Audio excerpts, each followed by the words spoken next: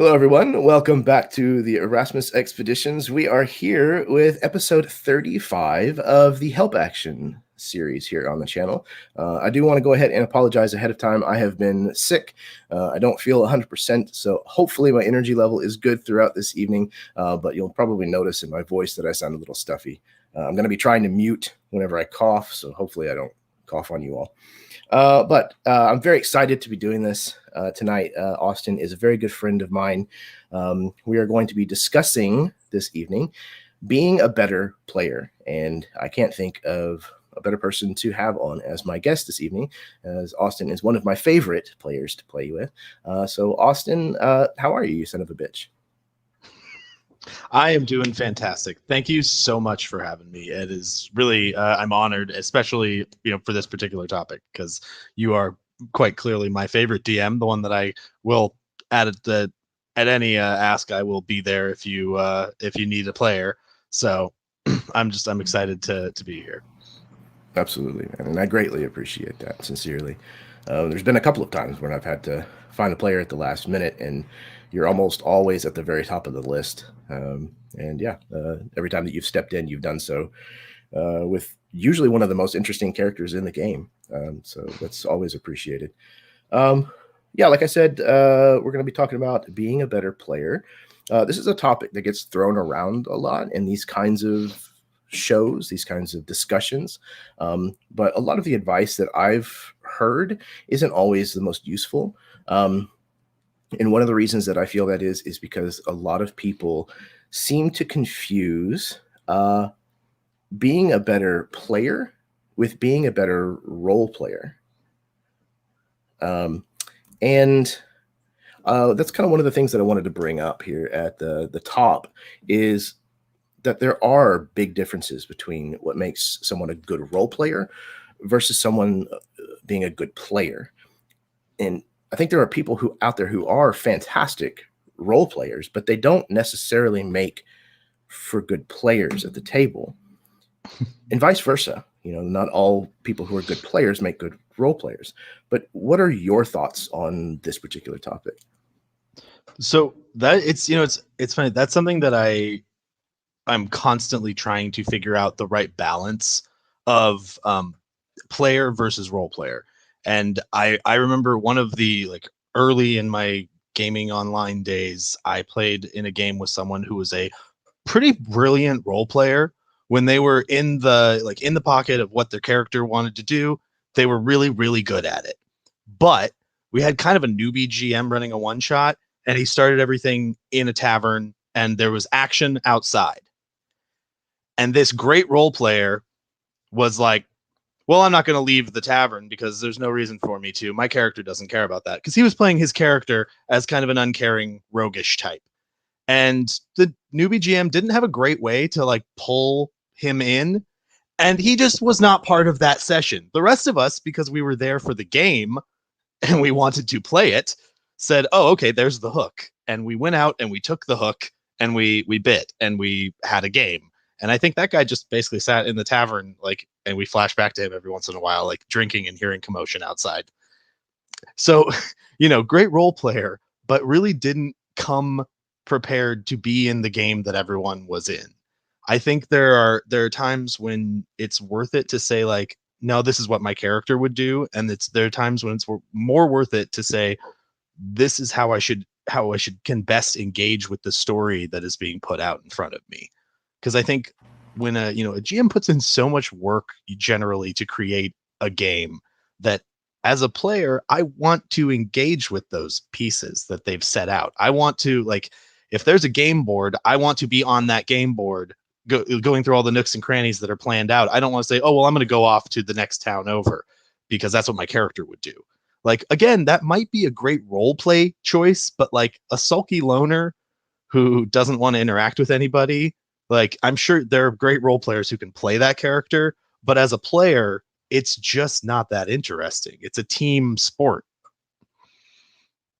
Yeah, that's exactly my thoughts on this. You can know the motivation and the ins and outs of the inner workings of your character's mind and be able to play them really, really well. But if you designed a character poorly to fit into a game or a specific setting or a specific group of characters, then it's not going to be a good game. And if you continue to just hit that drum of it's what my character would do, and your character is constantly a detriment to the story or the game that's happening, then you're not a good player. As even if you're a fantastic role player, even if you're moving people to tears with your role playing, you're still not a good player, in my opinion. Well, and that's when it's totally within the other players' characters' rights to, well, and our characters would be sick of your shit and tell you to hit the road. And like, that's not, it doesn't Absolutely. make for a fun game. Like, that's not fun for No. anyone. That's It extra tends to tension. sour the waters a bit. Yeah. Yeah. And I mean, it even goes further than just the simple, like, won't necessarily play along. There are people who are fantastic role players, but they make every single moment about their character or about them as a player. So they interject themselves where their character shouldn't be taking center stage in a scene. And they don't recognize when a scene belongs to a different character. And I think a good player understands when their character is not the most crucial player or element in a specific scene, and knows when to fall back into a supporting role.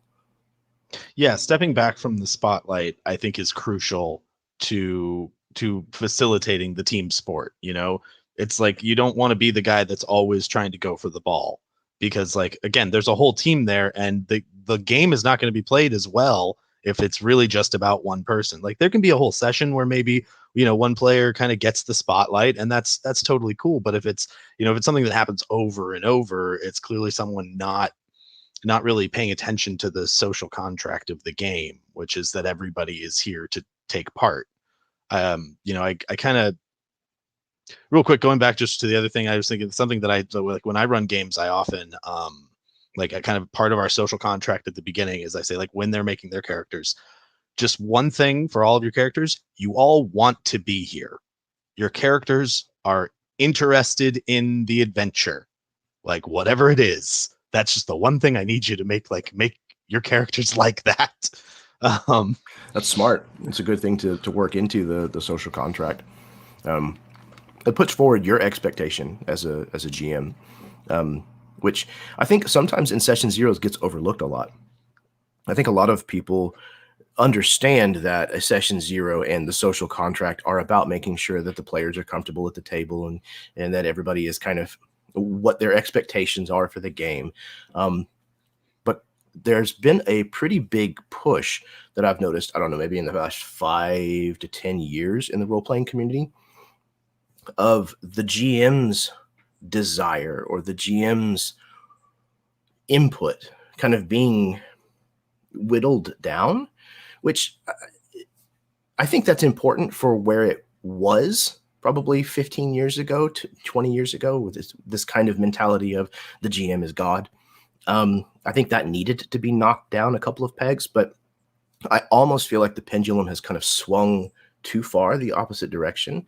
And I see a lot of people giving advice that a GM needs to placate their players in almost every situation.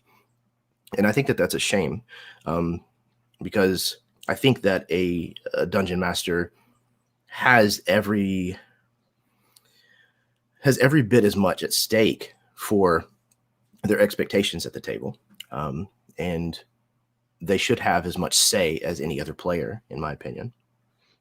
yeah, absolutely. I mean, I'm always, part of the reason that I play games is to see the worlds and stories that the game masters I play with have come up with, because there has to be a seed of a story there from the game master in general, unless you're playing a totally sandbox game that is completely player driven. But that's generally not what I'm like playing or looking at or running. But like, there needs to be some seed of what the GM has planted, and if you're not trying to like water and harvest that, then like I just wonder why you're playing with that GM instead of, you know, writing a novel. uh, because like I think that you're like as a and it kind of goes back to that fundamental tension between like role playing and player. Like I've been in situations where like as a player, like as a my role playing my character, like this is a dangerous dumb decision. Playing as a person who wants to know what the GM has put behind that door, or like what will happen if we open that book because the GM has planned something really interesting, that 9 times out of 10 is going to outweigh my character caution. And like I remember one time, like the one time that like we let it get to us. We let like we I was playing in a home game, and we got up to this island, and everything was terrifying. We had a fight on a boat that kicked our asses, like ghosts coming out of the water telling us to stay the hell away from the island. That was meant to be, I learned later from our DM, like a cool kind of scary way for us. Like everything beyond that was pretty safe. We were scared. Like nope, going out. We're just nope. Turn the boat around. Go to the next island. We completely ditched his entire like week of prep because we were like, no, we're playing our characters, and like our characters are pissing their pants and running away. And like nowadays that's something that I like look back on and laugh, because I'm like, oh well, okay, I'm still like, we're pressing forward because like that's where the game is. Like I want to go where the game is. I don't want to go where there's like where the unplanned areas. Like those are fun to stumble into once in a while when you do something unexpected. Like I think that's fun as a DM to have to kind of react to like, oh, an unplanned area that I wasn't expecting. But if that's the whole game, that's just like, I don't know, it becomes more improvised than I want. I want a little bit of like, there's a little bit of planning, there's a little bit of nuance that goes into like having a story that kind of flows, and having like story beats that you introduce later on. Yeah, for me personally, I'm a storyteller first. So when I run games, that's very much what I want. I have an idea of kind of where I want the story to eventually end up, and a couple of the points that I think need to be hit in order to create a satisfying story arc from beginning to end. But all of the stuff in between is where I want the players to shine with their creativity, to add what they want into the story. Plus, getting everything from the players ahead of time, a bunch of information about who's important to them, the factions they might be connected to in the world, a secret that they might have, all of that kind of stuff in the very very beginning gives me places where I can lean heavily on a specific player in a specific moment and have a not a guarantee, but a better idea of kind of how that's going to shape that moment. Because I can tell by whatever kind of note that they gave me in the beginning, oh, they have this NPC, this connection with this NPC, but it's a negative connection. So I know if I bring them up in this situation, that's going to be an antagonistic situation. That's going to cause an issue. So when I'm looking for that kind of situation later on, I can grab that NPC and put them in. And that helps to give the players agency throughout the story arc, but it allows me to utilize things that I know are important to them in telling the story that I'm interested in telling, and to be able to create that story from the very beginning, not have to constantly, like you said, improvise the greater meaning of something that happens.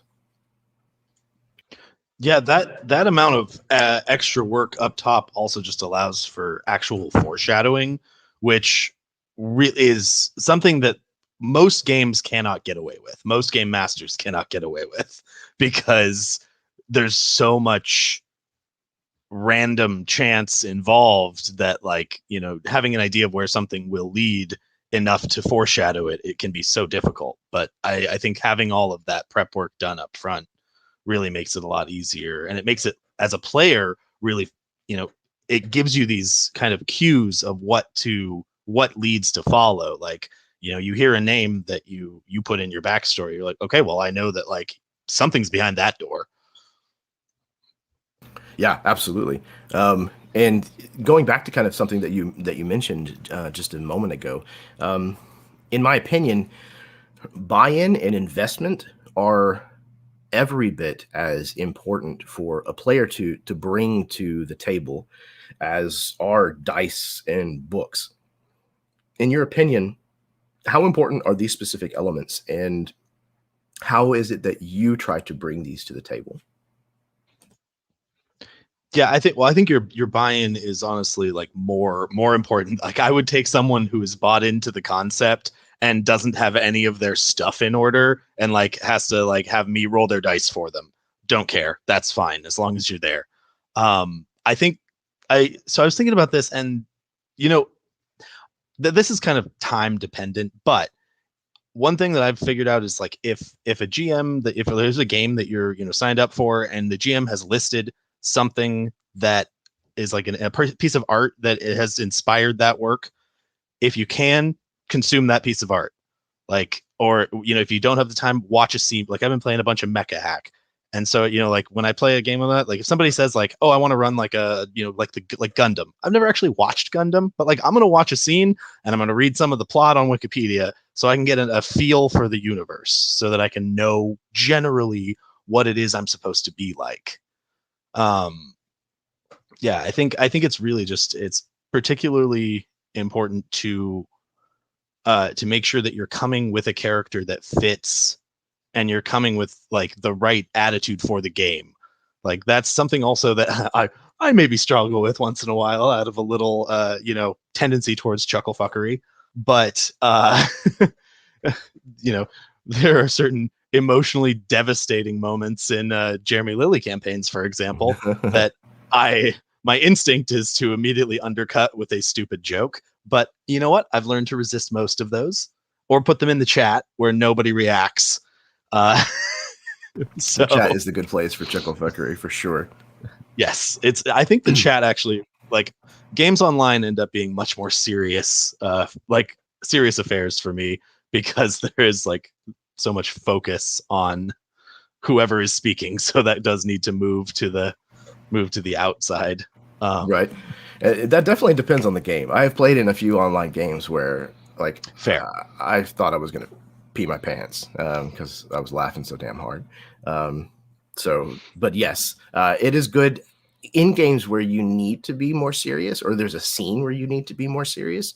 That's a fantastic outlet to kind of get that kind of stuff out of the way, so that it doesn't detract from the scene, which is, again, that's part of being a better player, is understanding when it's okay to float those kinds of jokes out into a scene, when the tension needs breaking versus mhm. when it's not the right time to insert that. um, Absolutely.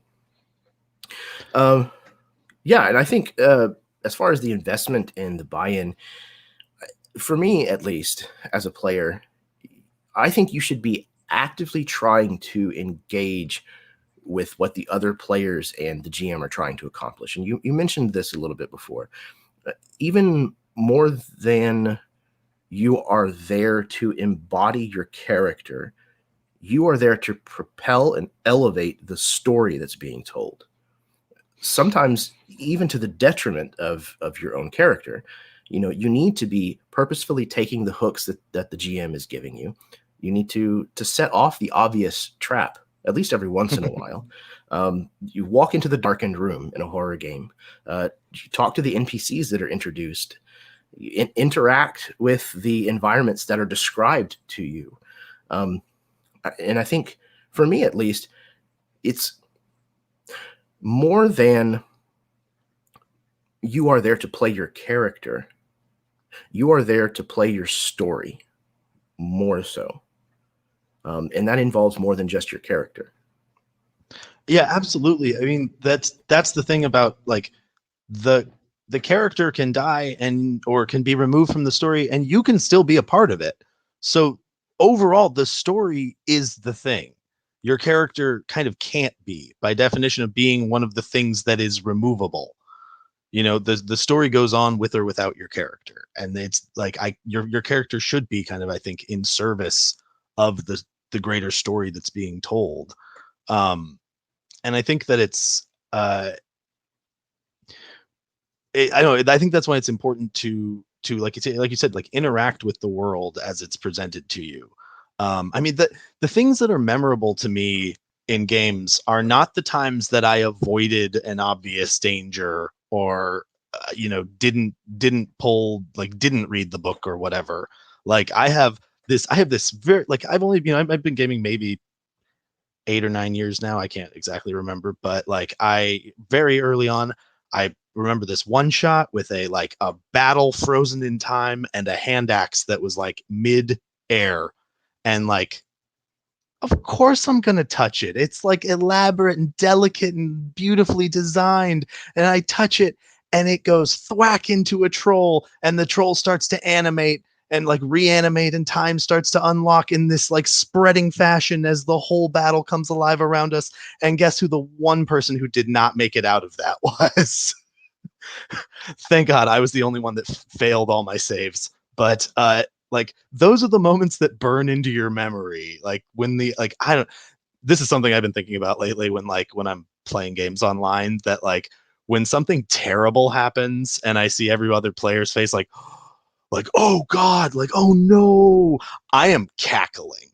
I am always like the worse something is, the more memorable of a moment it's going to be. Like I just think like the worse things get in D&D or RPGs in general, like the more fun it is to get out of it. Yeah, absolutely. And again, I've said this before a lot on the show, but these games are all about conflict and conflict resolution. And you can't resolve a conflict that never exists. So if you're constantly circumventing all of these challenges and outsmarting your DM and what they've planned for you, then more than likely your game's going to be incredibly boring and certainly not very memorable. You might feel really great as a player for having outwitted everything that you, but at the same time, like, do you really feel that great? Because, like, I wouldn't, walking away from a game where I was like, damn, I bet that would have been a really cool trap. I would have liked to have known what would have happened, if we had gone in there. Um, and when there's conflict, when you do go headfirst into a trap and trigger it, or when you go into the room where you know it's probably a bad idea, or you go after the treasure chest that has very obviously been put there as bait, more often than not, that's what gives you the moments for your characters to do their thing, to shine. Because characters, especially in a game like Dungeons and Dragons, are built for facing and overcoming conflict. Yeah, absolutely. Like the mechanics are built around like adversity. Like they are built around fighting. They are built around exploring things that maybe don't want to be explored. And like I just keep thinking about like what would happen at like the beginning of Raiders of the Lost Ark. Indy walks up and is like, "Oh no, this thing's definitely a trap. All right, I'm getting out of here." Like, like oh, I can probably just make more money doing something else in a different town. Like, well, that's a boring ass movie. Like, I want to see the big ball rolling. I want to run from it. Like, I want to make the athletics checks or whatever it is. Yeah, I think that it's just the big. I honestly like it. Just it always comes down to like come to play the game. Like coming to avoid anytime you come to kind of avoid the game or circumvent the game, it just doesn't play out as like a fun, memorable moment. The cinematic moments come from terrible things happening. So sometimes you need to be responsible for making those terrible things happen. It's very true. And likewise with the role playing scenes, when the character experiences grief or loss or tragedy in some way, um, while yes, that's not ideal to put our character through because it might feel like failure. Truthfully, that's usually the most rewarding role playing stuff. Um, whenever you think about a lot of the TV shows and the movies that are compelling, it's not the stories where the character gets everything that they want that are the most memorable. It's the challenge of a character facing loss and grief and coming out the other side a different person. Uh, the arc of character growth is what makes any character's story interesting. If they're static from beginning to end, then they're very boring. Yeah, they're absolutely like you need to fail as a character at some things to have any sense of growth for like in real life too. I mean, real life and in games, like you kind of just need to be willing to try things and fail to be able to move forward like to so that there is some progression or some sense of it meaning something or having a much of a point. Yeah, absolutely. And even to put like, like numbers to the visual for this, like if you have an obstacle that is 10 feet high, yeah, that's a big climb. But if before you climb to the height of that 10 feet, you first fall 10 feet, now that height is 20 feet of difference. It's the same way with story beats. If you have a rise, a climax for your character's story, and it's up here, if you fall first, now that same climax is a much bigger journey. It seems much bigger. It feels like a much bigger accomplishment whenever you experience that failure before you get the rising action to the climax. So you kind of have to be okay with the stumble before you can achieve the greatness, in your character's story. Yeah, I mean it's like the at I mean, the kind of the classic story structure isn't like at the end of the second act, everything has to like look real good and then fall apart, and the Absolutely. falling apart is essential to making a good story. I don't know, like I think the games that we've played in together have had like some real like tragic moments that made success feel so much sweeter because it was like it felt like we were clawing our way back from defeat, and that feels so much better than like sailing to it. Like it's fun to like sail through an encounter or something and like you know chop through your enemies or whatever once in a while, but on the whole it's much more again memorable and just fun to play when it's a nail biter, like it's like doing something that you think has actually that feels like it has actual stakes too really matters. Like Exactly. when an enemy hits so hard that you're like oh what oh like that's a great feeling. I mean it's semi terrible in the moment because you're like oh no, I like this character and I don't want him to get squished, but but it overall it just increases the dramatic potential of the moment so much more.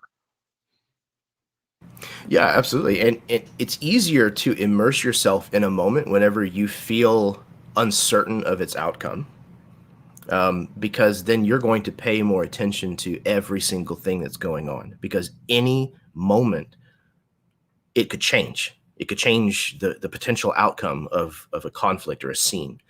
And if you go into every situation knowing we're going to be fine, we're going to come out the other side, no one's going to have suffered any real losses, we're going to come out on top, the big heroes, then you don't have a compelling conflict on your hands. You don't have that sweet sense of victory that you get to wrench out of the claws of death just at the last moment. You don't have that clutch play that you can look forward to. But if, as a player, you honestly don't know if you're all going to make it out okay, then all of a sudden it's a lot easier to make the situation seem more dire in character, because you as a player are going to feed some of that nervous energy into your character, some of that uncertainty that you're feeling, and it's going to elevate the entire scene because your character is going to put real emotion into what they're doing. They're really going to be fighting for their life, and that is going to make for a much better scene role playing wise. Yeah, the more that that you can bring up your kind of player emotion into the character, it really helps. And so like not like legitimately not knowing if it's going like whatever you're going to do is going to work or you're going to make it out, I think really heightens all of that, and makes it just a lot more impactful. Yeah, and something that I figured out a few years ago, specifically with playing online, is that kind of surrender as a player, if you will, of knowing that I'm safe, knowing that I'm okay, knowing that a situation will be fine regardless of what happens by all of these rolls of dice. But actually giving myself over to the moment more and allowing myself to be more invested in what's going on. So if I'm playing a horror game and the DM is going through this description of how the room is really dark and scary and spooky, as a player, that's not going to normally get me frightened. I realize that I'm in a gaming room, or I'm sitting at a table with friends and I'm taking sips of my Dr. Pepper and eating Funyuns or whatever it is. But if as a player I can just tell myself it's okay, I'm going to suspend my disbelief and I'm going to allow myself to surrender to what is going on in this moment. I'm going to let myself be frightened. It increases my enjoyment, and it increases how easy it is for me to play in the various different moments of the game. Yeah, I'm generally pretty like semi-detached from my characters in a way of like I never am that worried about them dying, just in that I it's fun, like, okay, now I'm gonna roll a new character and now this group got some trauma. Like I was doing like one of the home games I was playing in, my character died, and like while everyone else is like trying to figure out if they have the money to like buy the diamond and if they can get it in time because they have like an hour or whatever because somebody has revivify, and I'm like looking through like, okay, do I want to play like a cleric this time? And they're like, okay, we got it, we revived you. And I was like, oh, what? Oh, okay. And I was like, I guess I'll put this character away for next time, who's halfway done now. But in those situations, like especially if you're playing something like a horror, like I think it is fun to then connect yourself to this, like make yourself care. You know, think of this might be awful advice. Think about the amount of time and work you put into that character and all the effort to like mechanically create it. But like, because that has definitely helped me before in situations, be like, okay, okay, this guy was a lot of work, and I really worked on the backstory, and like I had ideas for what this guy could do. Like, think of his potential. Okay, now he's scared because like I'm scared to lose him because I had some really great ideas that won't work in another character or something. Like, Absolutely. Um, I love that in a game like Dungeons and Dragons, where death doesn't have to be the end. Sometimes it's a really, really interesting turning point in a character's story or a story's overall narrative. Um, but I like for the characters to still feel afraid of dying. It needs to be a big enough deal that it's still avoided, that it's not just, whatever, I'm going to purposefully kill myself, essentially, to accomplish whatever goal.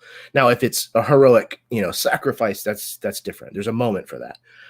um, but yeah, uh, I'm a big kind of proponent for player investment, whether I am a player or whether it's in a game that I run.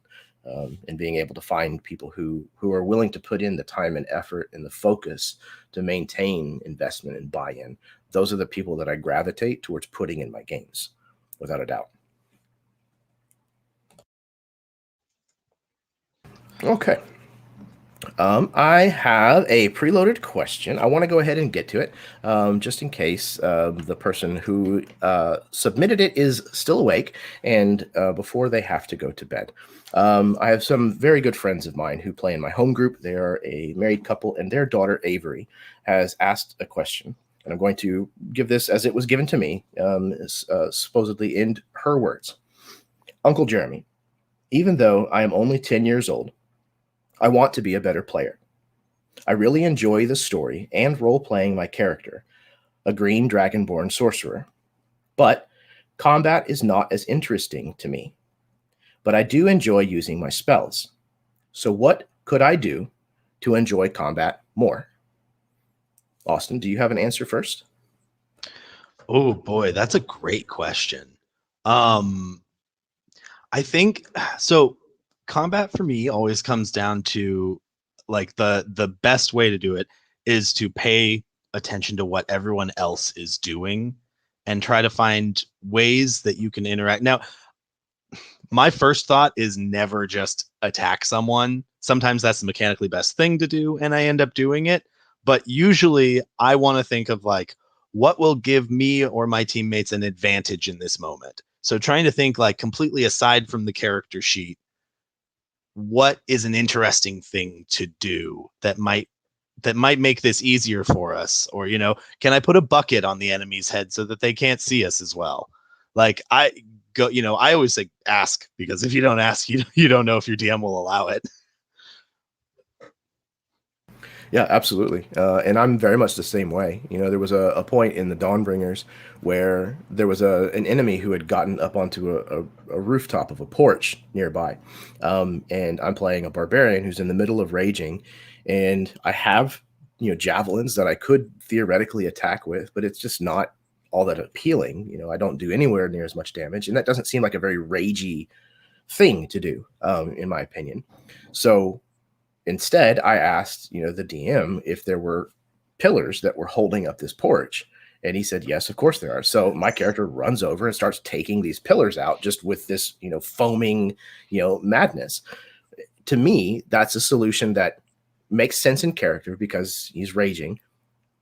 It's something he can reach, with a melee attack. So it mechanically still makes sense.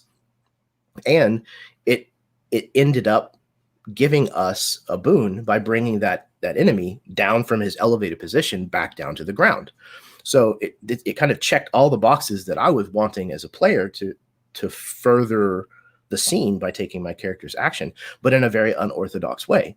Whenever you say that at a lot of tables, other players will kind of roll their eyes like, oh God, why would you waste your turn doing something like that? That's so suboptimal, what have you. But if you're playing at the table of a good dungeon master, instead of penalizing you for that and making you make 14 different rolls and all this kind of stuff, then they're going to work with you to try to accomplish the goal because they see what you're doing and they're going to help you to try to achieve that. And to me, that's the kind of thing that you need to be doing in combat to make it more interesting, to keep it more interesting. You're making the combat more dynamic by changing the battlefield in ways. Like you said, putting a bucket on the enemy's head or starting a fire that, might corral the enemy from one side kind of over to another, controlling the battlefield, things like that. I think that there are ways to have input on a battle that are more interesting than simply attacking or casting a spell. And those things can be the most useful option at times. But even if it's the same mechanical action that your character takes every time, you're rolling the same die, you're adding the same numbers, that doesn't mean that you have to do it the same way every time. Look for ways to reflavor it, to talk about how you're ricocheting the spell off of the wall, or how this time the spell doesn't do damage directly to the bad guy. It actually causes the pillars on either side of him to collapse in on him and hurt him, that kind of thing.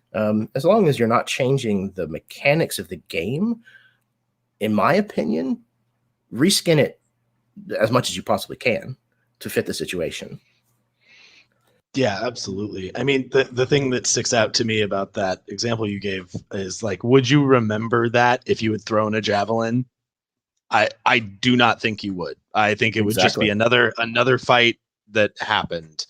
Like I mean, I'm remembering like there was a game that you and I were playing in. I think that Chad Nick was running that we played just pretty recently, and like we got a giant space whale, and like I could just like take pot shots at it, but I'm like, no, I'm in a giant mech with jump jets. I'm riding the space whale and like point blank shotgunning it in the back. And you know what? It was amazing and disgusting, and it worked, sort of. So yeah, I think trying to go for things other than what's on your sheet is thinking of it more as what do you want to accomplish and how are you going to get that thing accomplished. And sometimes it's not just I want to make that person dead, so I will throw damage at them. And even if it is that, like Jeremy said, there's a way to do that where you are making everything a little unique. It has some amount of flavor, um, like to the kind of character you're playing. And I think that there's a lot of people who have the same basic premise to Avery's question, and that's, the game becomes very different when you go from role playing to when combat breaks out. Um, because the game handles both of those situations so drastically different from a rules mechanics point of view. And I think most people, whenever they're running the game, there's a clear distinction, and there kind of has to be to a degree. The pacing changes immediately. For one, that's probably the most drastic change. It becomes a very regimented, turn-based, kind of thing, and everything's dictated by die rolls instead of it just kind of being a free-for-all. But but it doesn't have to be so drastically different. And I think more often than not, a combat remains interesting if the narrative doesn't stop whenever the combat breaks out. If you can find ways for all of your actions, both the actions mechanically that you're actually taking as your character, but also the things that are happening to your character, making those things count in the story, in the scene. If your character is going after a specific opponent, maybe there's a good reason why they chose that specific target. It doesn't necessarily have to be that they're the closest. Maybe they're the one who is holding the NPC that means something to your character. Maybe they're sporting a specific insignia on their shoulder or on their tabard, and your character has a tie to that in their backstory. If you make it memorable to and important to your character, then you can still role play even though you're rolling dice. Typically, that makes a combat far more interesting and engaging than the typical just, it's not my turn, I'm going to sit here and wait until it is my turn, and then, okay, now I'm going to roll my dice. I attack. This is what I hit. This is how much damage I do. That is going to make combat very boring, especially if it drags on for a long time. Yeah, absolutely. I think that there are things that you can learn about your character through the way that they fight too. Like they think that like combat itself can be a role play opportunity. Like the guy that like tries to kick sand in the eyes and like stab in the back. Like that teaches you something about like there's a way to make it so that your combat is role play. Can you repeat the very last thing you just said? Because I had a reaction and then yeah, absolutely. I think that, we'll see if I can recall what I said. Yeah.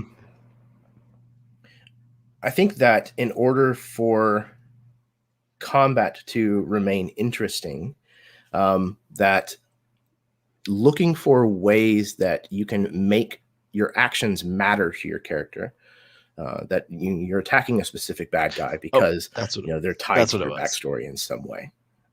Yeah, and I think so. What I guess part of what I was going to say is, in D&D at least, talking is a free action, which to me means you can do it on other people's turns. Like I am a big proponent of communicating during a fight, even if it's like just saying like, look out behind you. There are ways to make the story feel like a more like cinematic moment. A combat can be like a slow motion cinematic moment of a fight because it does slow down for a bit from the pace of things, but it has a lot more. It's the time when you're the most specific generally about how you're moving, and it's the time where there's the most kind of visual imagery that's necessary to convey all the information you want to convey. And so it's really the time that you can describe how your character moves, because that's something that I never think of that outside of a fight. Like I never think about like, oh yeah, my character like walks very like flowingly or something. Like I don't really think about that. But when I'm in a fight, I think about like, okay, I know that my character is like really elegant and graceful, and like that's him tries to hold themselves with that posture. So like in a fight, there's a very particular way that they kind of flow with every every slash is like kind of a dancing move or something. I think that there's a lot of potential because it's kind of the most cinematic moment in a game. Yeah, I would agree. And like if a DM hasn't inserted an obstacle between you and your goal, like you and an opponent that you're moving to attack, then personally, I think it's okay for you to describe your character overcoming an obstacle on their way to accomplishing their goal. Like if there's a bad guy across the room and the DM hasn't said, "Oh, your way is, blocked as difficult terrain because of all the furniture." It's okay to say my character runs and, kind of tumbles with their back along the surface of the table and kind of rolls over the top of the table, landing on the other side and then delivers their strike. You're not changing any of the layout or the mechanic of the fight because you're DM didn't impose that disadvantage on you. But I think it's okay for you to describe your character doing those kinds of things as a part of their action. Again, as long as you're not taking advantage of the situation, that's a whole different matter. And I think we'll get to that here in just a little bit. And as a side note, GMs, if your players are doing those kinds of things, don't punish them by asking them to make an unnecessary roll. If it doesn't change the build of your scene, if it doesn't circumvent the obstacles or your challenges, just let them do it. Like encourage that kind of behavior because that's what increases investment in your game. Absolutely. I mean, when I'm so here's what I do when I'm running stuff like that. I do ask for a roll, but there's no penalty for failure other than this is just going to be a normal attack. Like if you so like if somebody says like, okay, I want to roll over the table, kind of vault over them, then like I want my players to succeed, and I might be too generous, but I'm like, oh yeah, give me an acrobatics roll, and if you succeed, then you'll do like an extra D4 of damage from your Yeah, like, because I want to encourage those kinds of actions from the players that I'm playing absolutely. with. I want them to do crazy stuff that I didn't think of, that isn't in the rules, that isn't like the I mean you think about how many movies that somebody like a Jackie Chan or Jet Li like runs up on something, jumps up to get themselves some like height advantage, and then brings like a fist down. Like that's awesome, and nobody does that in D&D if they Yeah, don't I like agree. if they aren't encouraged to do stuff like that, because like, well, it's just the same as standing there and punching him, and like I might have to roll like an athletics check and I might fall over the chair. Like I don't want that mentality for when I have players. I want them to be like, oh yeah, no, like there's a chair and a table. Okay, I'm gonna run up on the chair, jump up on the chair, jump up on the table, come down with all my force. I'm like, oh hell yeah, that's gonna be extra damage because you're putting some real like force into it. That's a really great way to think of that. Like, you're going to be able to do what you normally would be able to do regardless. But what you're attempting, I'm going to allow the possibility of there being a boon, a bonus, to whatever you're going to do. I think that's a really good way to do that. Yeah, when someone does something cool, I want to reward them with the possibility that it will have cool benefits mechanically, because I think that that will also encourage people to try to do cool things more often, because they know that there's really no mechanical downside to putting some fun flair in. But if you're cool with the flair that you put in and just the way you describe how you do something, you might get an extra benefit from it. It's kind of Yeah, like a cheaper way to give out inspiration. It's like it's very much so. more in the moment, but yeah, Yeah, I think that's really smart. Okay. So one of the questions that I like to try to ask somewhere near the top-ish of the conversation is, when and how did you find gaming? How did you get into this hobby? oh yeah. Actually, okay, so it's kind of like there's a couple little mini parts to this, but I kind of, I like to say I washed out of Boy Scouts at about 13 or 12 or 13. I had some philosophical disagreements with their admittance policies and decided to remove myself. And then I joined. There was at my middle school there was this group that came to my middle school to like sell their club to all of us boys between 12 and 21 called Demole. And they had a sword. They had swords and armor on the brochure. And so my friends and I were like, well, that seems cool because like I want to play with that guy's sword. Like that they have a sword. I want to play with it. So we all joined Demole, which it turns out is actually like the youth group for boys that is run by the Freemasons. So it's a weird spot. No offense if you're into the Freemasons, but it was not really for me. As I discovered after like 2 years of walking straight lines and 90-degree angles and reading from a book about how the sun rises in the east and represents the dawning of life. But we did some fun activities in Demole, one of which was one of the older boys ran us some D&D third edition, I believe. And there like that's there's moments from that are burned into my mind. I played a dwarf. My best friend played a half orc. We were killing rats in a tavern's basement, and he was like a barbarian smashing rats. And I believe he also smashed me at one point because he was just in a rage, and I looked like a rat because I was small.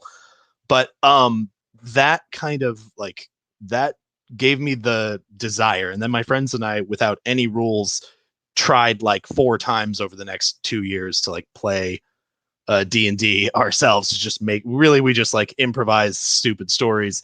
And then I wanted to be cool, and I stopped doing all that stuff. And then I got to like college, and I was like, oh wait, I don't want to be cool, I want to have fun.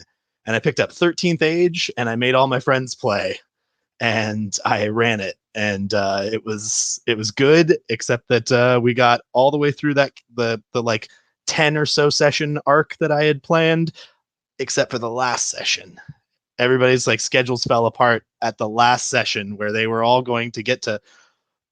Okay, I'm a little proud of this because this was my first game I ever ran, and I was going to end it with all of them finding these giant golems that they could basically climb inside like mecha pilots and go fight like dragons. I was going to have them each fighting a dragon, I think, as like a giant golem. And we never got to do that. Nobody got to do it. It's heart-wrenching. But ever since then I started like, as soon as I was like, okay, I want to run games. Actually, I found Matt Click's page and like watched everything. And then it was like right as I was starting to really get into playing was when Provokers started. And it was like right before I ran my game, I think, was when they started. Cause I remember showing that to like 2 of my friends and being like, okay, if we can get like this is what I want. Right? Can we do this? And yeah, then from there, like, you know, when AbTab came around, I started playing like all the time. Well, I was playing on the one shot group, the tabletop RPG one shot group, when that was real big. Yeah. Before the Great Migration. Yeah, I never really got into the OSG. I don't even remember where. I guess it was in the brigade. Somehow or another, I found my way in there, the RPG brigade, because the first online game that I ever played, and subsequently the first one that I ever ran after that was Brigade Con. Oh wow, 2015, I think. But playing in general, I've been playing for a long time before that. I started playing back in '94 whenever I was 14. I started learning to play in Boy Scouts, as a matter of fact. My first dungeon master was my scout leader. And many of the people, I say many, it's whittled down now to 2 of the members of my home group, including the father of Avery, are people that I played with in Boy Scouts and that I've known since I was 14. So that's great. And now their spouses and one of their brothers has joined the group. So that's the heart of what makes up our home group now. So yeah, I've been playing D&D for a long time, mostly exclusively Dungeons & Dragons. I've played some other systems here and there when other people would kind of gravitate into the group and they'd say, oh, hey, this is a really neat system. But a lot of the people in our home group are kind of like, nah, I'd rather just play D&D, which is fine. It is what it is. But Go ahead. Oh, I was gonna say I'm a system collector. Yeah. I love reading different systems, and like my curse is that a game would get huge on like AbTab or the OSG, and like everyone's playing it for like 6 months, and then I'm like, all right, fine, I'll buy it. I'll get Simba Room, and then there's literally like never a Simba Room post again as soon as mine shows up.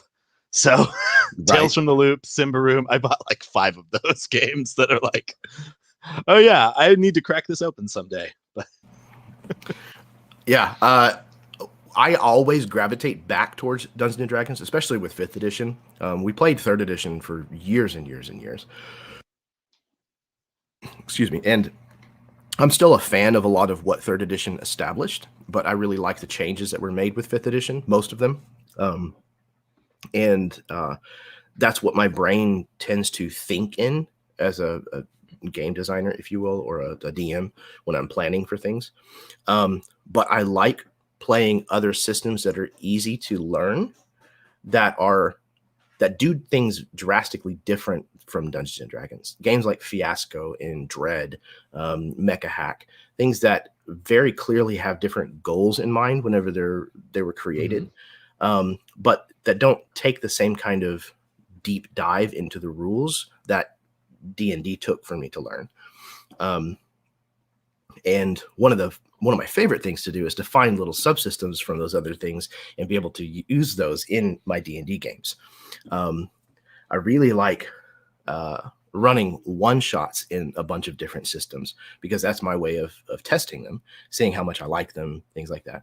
And a lot of those other systems, especially the ones that are easier to learn, don't have a great longevity built into them, where you can play for a year and a half the same characters and it's still, interesting and exciting as you're going. And I'm sure it depends on who's running it and who's playing it and things like that. But for me, at least, I like the slow unlock of things that you get with a game like Dungeons and Dragons. So being able to find little interesting ways to spice up the D&D games that I'm running is definitely my bread and butter. yeah, no, I mean, I fifth edition is really versatile, and you can like I pretty much exclusively use it for fantasy. But if I'm gonna play fantasy and I'm gonna play that particular like brand of fantasy, it's gonna be fifth edition for me. I tend towards really simple systems if I'm running games, because I like being able to just not even if I have something planned, I like to be able to in the moment go, "Ooh, I have an idea that's way better than what I had planned. So I'm just going to throw this monster in here that I don't have stats for." And if I'm playing like Black Hack, I can be like, this is a 3 hit die monster that you need to like bludgeon to kill." Okay, like done. Like it becomes so easy that I like being able to do that, just because I can, on the fly. I generally find myself to be a more reactively creative person. So if someone gives me something, I can come up with something, but that hurts as a DM because you're trying to like plan things out, and then like I get into the moment and somebody says something that makes me think like, "Ooh, this is a better idea than what I have written down," but it negates everything else I have. Well, go for it. But fifth edition is a lot harder for that kind of thing. It can be. That's very true. And I think that there's definitely room for improvisation, even if you kind of come to the table with a plan as a DM. Uh, I think the sweet spot really exists, at least for me creatively. The sweet spot exists between the idea that I came with and the idea that somebody sparked by mentioning something that I think is neat or cool that I hadn't planned for. The real sweet spot is the thing between those two ideas that connects them, that makes it so that both can be possible. If I can find that, ultimately, the bridge that connects those two pieces is by far the most interesting piece of that entire arrangement, usually. Because it's, how are the sun and the moon in the sky at the same time? How could it possibly be true? Okay, now all of a sudden there's a strange event that's happening, and to me that's the beauty of bringing my ideas to the table as a GM, but also still taking all of that player agency and creativity that's interjected on the fly and being able to work all of that in together. I love that kind of stuff as a GM. Yeah, no, absolutely. I think, there's something that really stuck with me. I think it's one of the very first things. Like I said, 13th Age was the first RPG book that I picked up. I think because it was like you needed one book rather than three, I think is the only reason I didn't hop in with fifth edition. And one of the like prime things about that is draw maps, leave blanks. And they mean that like both literally in terms of map making, but also in terms of your story. Is like have an idea of where you're going, but leave enough blanks that they can be filled in with those things that you think of later on. That if you over plan your world and don't leave room for there to be those like more interesting creations, um I don't know. I think you can be constricting to yourself. Like, I think, like for example, like you gave us a setting document for this most recent game we were playing, and like there are animals on there. You've given us a taste of what the animals are like, but like I believe through the course of our backstory creation, we came up with like three more animals that exist on that world, like a bug and a monkey hawk and all this other stuff. And like that's exactly the kind of like there's you drew us a map, and so we had an idea of what the territory looked like, but we were able to fill in the specific pieces on our own. And I think that that works really well in almost all aspects of playing RPGs. Yeah, I would have to agree. What is the parable? A glass full cannot receive any more water, or something like that. If your glass is already full to the top, then you can't add anything to it, and that's a mistake as a creator in role playing games. The same reason why it's not a great idea for you to completely create your character and their backstory apart from everyone else. To create that in a vacuum, you're setting yourself up for the inevitability of you can't connect with anything that's happening in the story or with the other characters at the table. If you leave a little bit of room in your glass, then you can add to it. You can pour as you're going, organically. And typically, if you allow yourself to build on organically, then you find ways to build roots in the setting, and within the group of characters that form the party, and those roots end up later bearing fruit. If you'll pardon the jump in analogies here, but essentially, if you start establishing that you're connected and you care, in character for these other people or these other factions or these other places in the world, then later when something happens to those factions, those people, those places, that affects your character in the way, and it informs the way that you react to any given situation. So instead of having to sit there and think, how would my character feel about this? I don't know. They're kind of a mercenary or something. You don't have to come up with all that in the moment. You can say, I know exactly how my character feels because of this past interaction that I've had with them, because I've already established my roots that connect me to this other thing. Now I just have to react in the moment. And that's a purer, form of investment, in my opinion. Yeah, I think remembering when you're creating a character, um, that they exist within a world, and that they have ties, they have beliefs, they have thoughts that you as their player and creator don't know about, because there are like you probably didn't figure out every last moment of their life up to this moment, and you really shouldn't. uh like again, leave blanks, because then later on it's real fun to say like, oh, the firebrand mercenaries, yeah, you know what, my brother's one of those.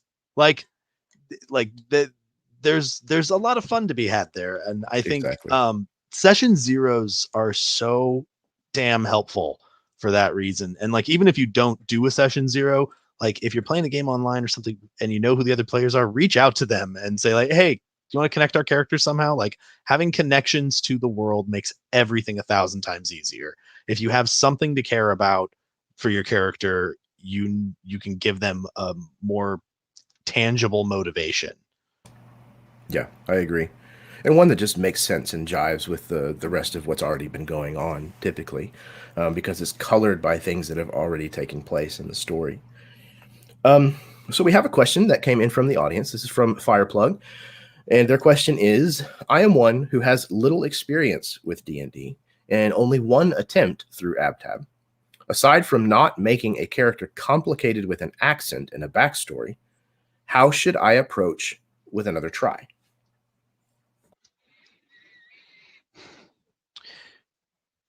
Oh man, that's another good question. I think it really depends on the game that you want to get into. I generally don't post character concepts when I indicate that I'm interested in a game, unless it specifically calls for it. But usually, I don't really come up with anything until we get to the point where I know enough about the game to know what I should be making. Um, I also just personally am like a big fan of party balance, even though it's a totally unnecessary thing that you don't need to do. But I always have it in my head that like if I know what everyone else is playing, that's the best situation because then I just pick what hasn't been picked yet because I want it to be a little more interesting and a little more different. Um, but yeah, overcomplicating backstory or like creating too much backstory can definitely be a detriment to getting into a game. Like if you post like a lot of info about who you want the character to be, like that can definitely like not jibe with what the tone of the game is or what kind of game the GM is looking to run. I agree. And I think, like, for me, whenever I create a character for, especially for a game that's going to be ongoing, for a campaign, um, I don't come up with a lot of backstory or, like in the example, an accent before I start playing that character.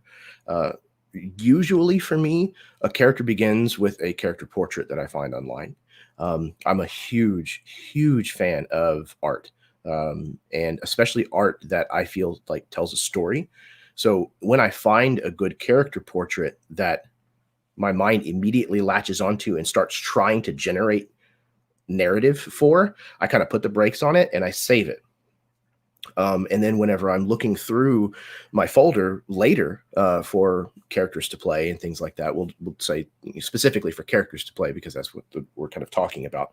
Um, I'll go back through those and find one that seems to kind of fit what game I'm posting interest for, what game I know I'm going to be playing in, and then I try to make sure that they are very much a part of that setting first. Make sure that I'm getting it right. That the GM says, yeah, it's definitely going to be kind of a dark horror game. Okay, cool. Then this character will definitely fit with that.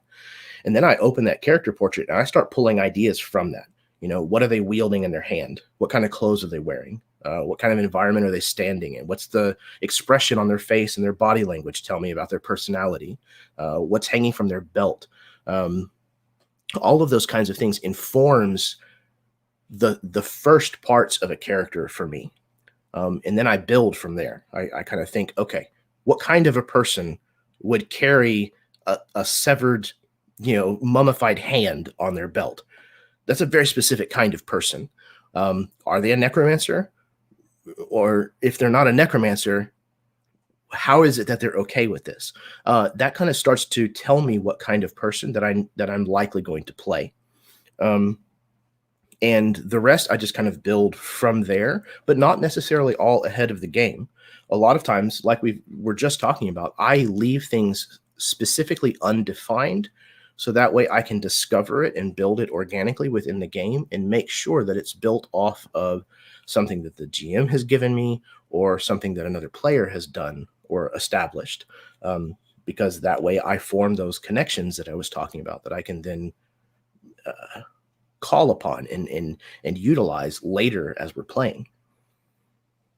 Right. And like if you have those kind of blanks in your backstory or like you don't you can also sort of direct the character to be who the story needs them to be. And I like, I've played in games where I've started with like one idea of what I thought the character might want, but then an opportunity comes along that like, oh, the best way for me to engage with this story is to actually radically change like the personality that I thought I was going to be playing, or like this character just doesn't come out like the player, like the character I thought it was going to. Like the things that are I'm given to respond to make me want to respond in a way that don't fit what I thought the character might be, and so I'm just going to go with that. Like I like to leave generally a lot of blank in the backstory. My favorite Yeah, backstories are often, yeah, my dad was a blacksmith and I didn't want to be anymore, so I made a yeah, sword exactly. instead of a hammer, and now I'm going out to like make my fortune. Like it can be Yep. real simple. Yeah. To go back to the same character that I was referencing earlier with the Dawnbringers, I play a dwarven barbarian named Talmud, and he is a Path of the Ancients barbarian. So when he rages, he's taken over by a variety of different ancestor spirits that kind of take over his actions whenever he's in combat. Um, and that's pretty much the only thing that I had planned for the way I was going to play this character. I knew I wanted him to wield a big maul. I wanted him to be kind of a typical dwarven barbarian, and he was going to have these ancestors that kind of took over. And I started the game playing with very little else than that established for him. But obviously, now that we're 3 years or whatever into playing those characters, he's developed far beyond that. He's so much more of a complex character now. But all of that was because of making calls in the moment, like you said, where Jake, the DM, would say, there's something that happens and it's someone from your past, it's someone very specific to you. Who is that? And having to kind of make a snap decision in the moment of, oh man, this is I think this one makes the most sense, and just kind of going with that and seeing where it leads. And then just kind of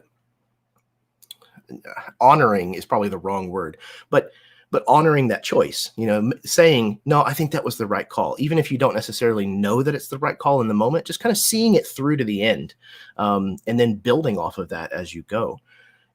That's been probably one of the more rewarding characters that I've ever played, because it's been developed over such a long period of time. And he's grown in complexity the longer that I've played him.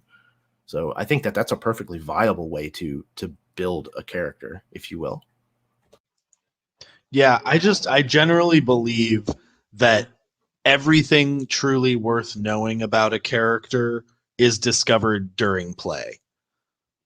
Like there are cool secrets that you can bring, and those can be really fun revelations, and like there can be great jaw-dropping moments, but like the things that really like define at the end of the day who your character is are the things that have happened in the game, and that's the best way I think to find out who your character is. Like, try to inhabit them and react to situations as genuinely as you can for what little you have about like who you want the character to be.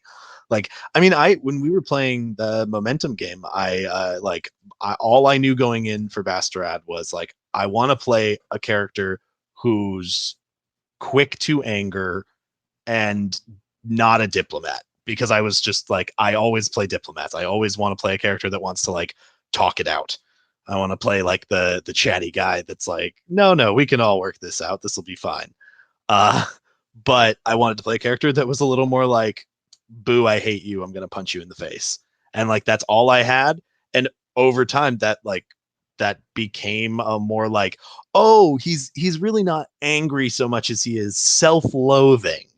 Like realizing like where the anger came from. I don't know, like that was something that was just purely discovered through like meeting the NPCs that were presented to us and seeing how it felt right to react in the moment. Yeah, I would agree. I think if I had to assign a ratio, which is probably not a great idea, because it shouldn't be anything this specific. But I would say probably 60% of my character development comes from playing the game, if not maybe a little more. maybe closer to like 65%. But anywho, I mean, I would say go ahead. in anything other than a Jeremy Lilly game, it's going to be 90% for me. In one of your games, I think a 40% like or 60% is fair, like in game, because like you're with your games, I actually like really dive in and make my character like a little more wholeheartedly. I think because you give us so many opportunities to that, I feel like generally going into one of your games with the questionnaires, I know my character a little better, Right. and Yeah, I I was have a gonna say, little less to discover. yeah, I tend to ask for a lot up front from players, certainly more than a lot of the DMs that I know that run games. And it's always something that kind of gives people pause. It feels like a lot of people are like, "Ooh, God, what did I do? Like, this is a lot of work." It's kind of the first reaction that I feel from a lot of people. And there's definitely that moment of, please trust, please trust that this will be worth it in the end. And I try to make it worth it, but The process works. The process works, people. Just the process works. it makes for interesting games. It certainly gives me a lot of material to pull from. That is without a doubt. Okay. So moving along, one of the things that makes a player stand out with me the most is their level of accountability. Things like punctuality, reliability, attentiveness. I'm constantly on the lookout for players who realize that there is a certain level of commitment that a game needs to have in order to foster a positive experience for everyone at the table. What are ways that a player can ensure more accountability for a game that they're a part of? Showing up on time. I know that sounds really, really silly, but like it sounds very basic, but showing up on time, I think, is one of the best pressure mechanisms to make other people show up on time. I hate being the last one in the Zoom call or whatever it is. I I hate it. It feels so bad. I feel like, oh my God, I'm holding everyone up. And so like if I can be there early, I get there early. And then it gives you time to kind of make sure you've got everything settled and you've got everything prepared. Um, get everything you can beforehand ready. Like I always like, I try to have like my dice tower, my dice, my papers, all my stuff. I try to have all my documents pulled up already. I just try to be prepared for the game that's about to happen and show up on time. And then I think like there's when you're actually in a game, I personally try to react. Like I am very reactive visually.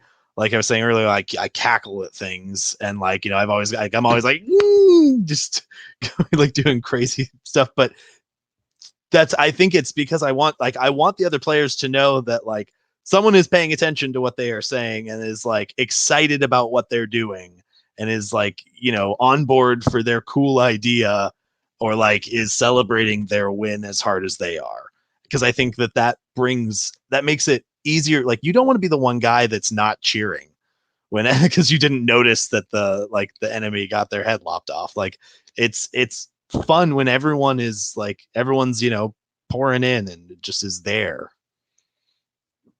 Yeah, I think being present is certainly a massive contribution, um, even if it's not your turn.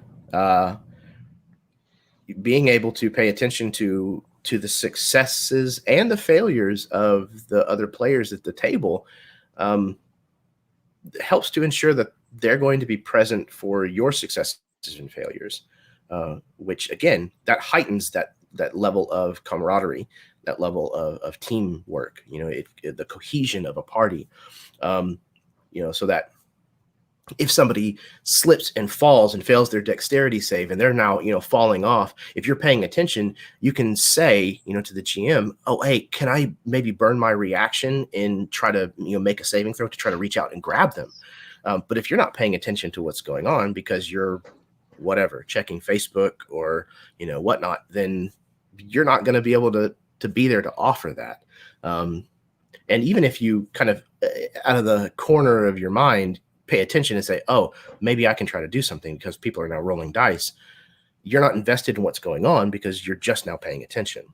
Um, and again, like, real life happens. Like, I totally understand. And there's times where this is just a game, and it needs to be that way. Real life has to come first.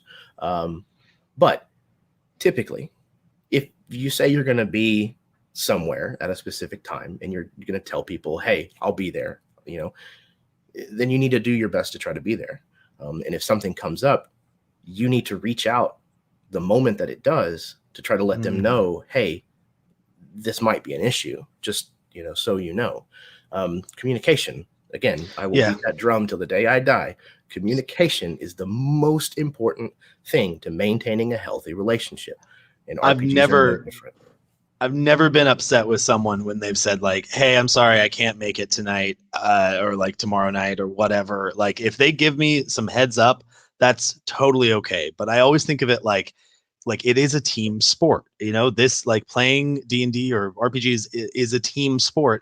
And you are, like, by dropping the ball or just flaking, you let your team down. And that might be the difference between like the game happening and not happening. Like, if you had like a soccer game, you don't just not show up.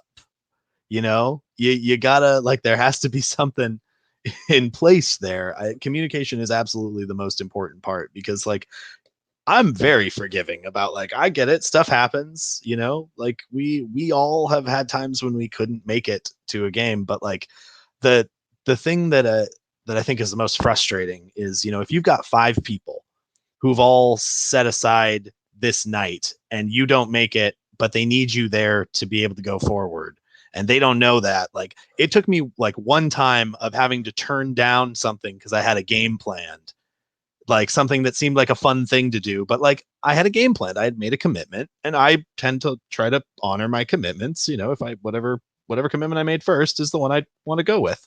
And like, I turned down, doing something fun, and then somebody didn't show up, and they were like the 3rd player, and it was like, well, this doesn't really work with 2 players. So it was like, all right, well, because you kind of, it's kind of a, disrespecting the time investment that other people have put in, because they've set aside this 4-hour time that they maybe could be doing something else with their, well, they definitely could be doing something else with their lives, but this is what they've like set aside their time to do. And sometimes, sometimes you have to turn down other things because you have commitments, and it just sucks to feel that, like, someone is disrespecting your time enough to not let you know. At least I think, communication's key. I'm never mad at somebody for missing a session if they just need to. Like, we can reschedule. Yep, absolutely. And again, even if that reason is I'm not in the right mindset, I had a tough day and I just don't feel like I can play right now, or I can't give it my all. Like, I've been there. Like, I totally and completely understand, but don't let me know that 5 minutes before we're supposed to go live. Right.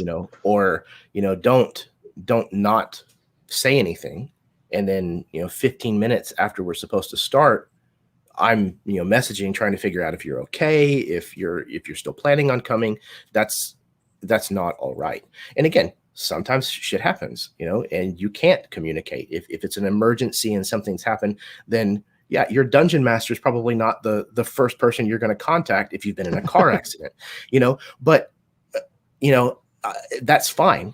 But the problem is, whenever that becomes the norm, then that's the kind of person that I'm less likely to put into a game from that point on, because it's no longer about there being an emergency or life happening first. It becomes, like you said, it becomes more of a matter of, you're showing me that your level of respect for everybody else's time, your level of commitment to this game and the situation is not where I feel like it should be. Yeah, for sure. I mean, and even if, if you're not feeling 100%, but you still feel like, but you can make it. And like, I've definitely been in a game where I've said like, hey, just want to let you guys know I'm operating at like 65% today, not feeling great. So like, maybe avoid a little bit of spotlight on me, just like, not a great night for me to spotlight. And, step back a little bit. Just, you can still be there, and, if you can. But Communication is really just the biggest thing. Is like let someone know if you're not going to make it, and like 100%. I don't know, like I said, like I'm bad about remembering days and times and things. So like sometimes I'll set myself like calendar reminders on my phone. Yes, absolutely. Like, now that we're playing instead of once a month, we're playing this like every other Wednesday. I almost never know which Wednesday it is. I can never remember if we played last week or not. So it's, but I probably wouldn't if I didn't have stuff that I had to get prepped. I would probably be in the same boat. Yep, absolutely. But funny. Keep track of it however you can. Yeah, absolutely. Yeah, my calendar app in my phone has been that and Doodle have been like the two biggest revelations for me, because like I never used my calendar in my phone before I started really gaming online and trying to organize all of the dates when all of it had to happen and stuff. Like I was just like, I didn't have anything most evenings. It was just like whatever, my wife is the one that kind of kept our social calendar, and she's the one that keeps track of birthdays and all that kind of stuff. And I'm just kind of like, I'm here, so if we need to go to a birthday party, then that's fine. But now that I've got a fairly regimented schedule with gaming, and it fills up so far in advance, without my calendar, I would be absolutely lost. Oh, yeah. Okay. We have another question. This one is from Acersin. She asks, how do you feel about characters doing private stuff in the background with the DM? Is there a point where being secret is too much secret? Ooh, I think there can be a point where it reaches to be too much. There's almost nothing that gives me as much joy as seeing the DM pass like a little private note to one of the players, because that is like, what did he say? What did you say? What did she say to you? Like what does that note say? Like there's a lot of fun and paranoia to be had there. And I think it can be really fun if you have something that is eventually going to involve the other players in a fun way. If you're planning something that is supposed to be like a revelation that will somehow pull them into your shenanigans, that's when I think it's cool. If it's just for yourself, unless it's there is one exception to that, I think, which is if it's a way for you to get stuff dealt with for your character without stealing spotlight during a game. Because I know, like, for example, like sometimes your warlock patron may not be the focus of this game, but you may want your character to have a communal moment with them, and it just may not be appropriate for the game that you're playing. But you want to explain that to, you want to talk over with your DM or something. Like I'd like that kind of thing, because that makes the characters feel a little more alive. They have things that are going on necessary, maybe when the cameras aren't rolling.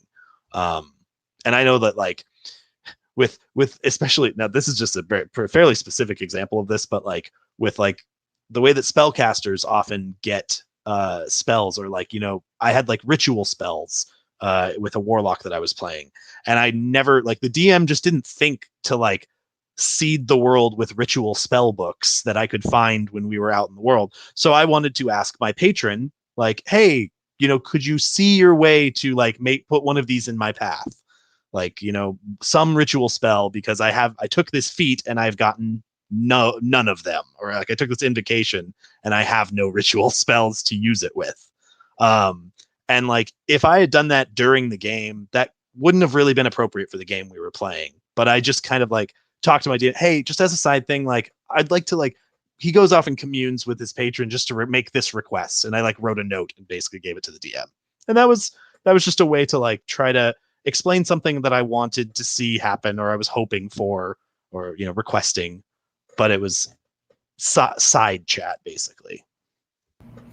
Right. And I also like being able to pass notes back and forth, or like with online gaming, specifically in Zoom, where it has like the private messaging option in the game chat, where you can send messages to a specific person within the Zoom call.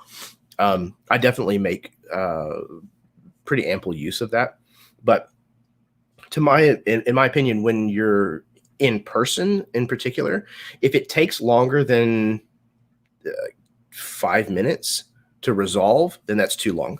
You're taking too much of the attention away from the dungeon master, from the entire group's experience. Now, with the exception of if the rest of the table is caught up in a conversation that doesn't directly involve the DM, like they're making plans for how to assault the castle or something like that, then that's fine. You can have that little aside that goes for a little longer, but you should not monopolize the DM's time for something that is a personal character matter, especially if it can be handled outside of the session, like through messaging on Facebook privately, or between sessions. Take care of it then if you can, if it's longer than just a couple of minutes. But if it's just an aside, like, hey, this is something that I'd like to be looking for, or hey, I want to go listen to this door while they're having this conversation, that kind of thing. But as an addendum to that, if private stuff involves you screwing over the rest of the party, don't do it. That's something that makes you a bad player, in my opinion. If you're the rogue who's constantly shaving 10% off of the treasure that you're finding, and you're doing that without the group's knowledge, that is, to me, that's counterproductive to running a good table. Because eventually that's going to cause animosity, not necessarily in character, because the other characters may never, ever know, but it's going to cause animosity in the players that are at the table. And that's never a good idea, in my opinion. And furthermore, going on the how much secret is too secret, the only good secret is a secret that eventually gets revealed.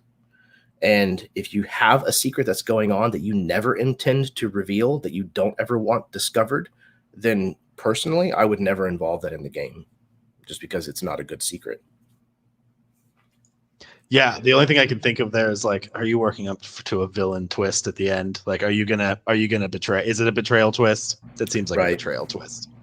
And I will say, like, as that we had I played in a game once where we had like one of our home group players was moving away, and so like they kept having little secret chats with the DM, and like it did lead up to a betrayal twist, but like we were all a little salty about it in real life because it was done like, through private little secret side chats where they were planning out this deception, which like not that fun to play. Like, yeah.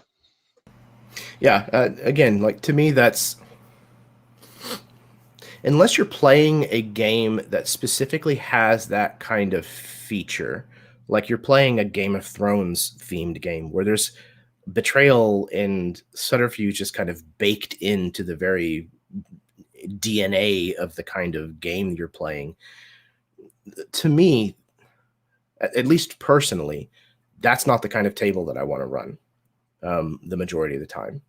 And I'm not going to do that or have that happen unless that is covered in the session 0, so that everybody's aware that that's a thing. Because again, to me, that takes away from the main story of what we're doing. It's detrimental. And I don't have any time for stuff that is detrimental. Yeah, I think there are games with a lot of animosity between characters, and like I'm fine with there being some struggle between characters and characters not getting along or clashing. But in general, the games that I want to run, the team works together at the end. Like their basic goal needs to be basically the same to get the whatever, like to get to the end, get to through the story, like to create the story. And that requires some amount of teamwork, I think. And yeah, I'm always against anything that makes it harder for like the characters to work together. I agree. I think that as a player, you need to be looking to have the same goal overall as the rest of the players. Maybe just have a disagreement in how to obtain that goal. That's where the interesting antagonism comes from in characters. It's the, yeah, I realize that we have to get to the top of this tower, but as the rogue, I want to climb the outside of it, you know, versus the paladin's idea, which is to just break down the front door, announce themselves, and charge up the staircase.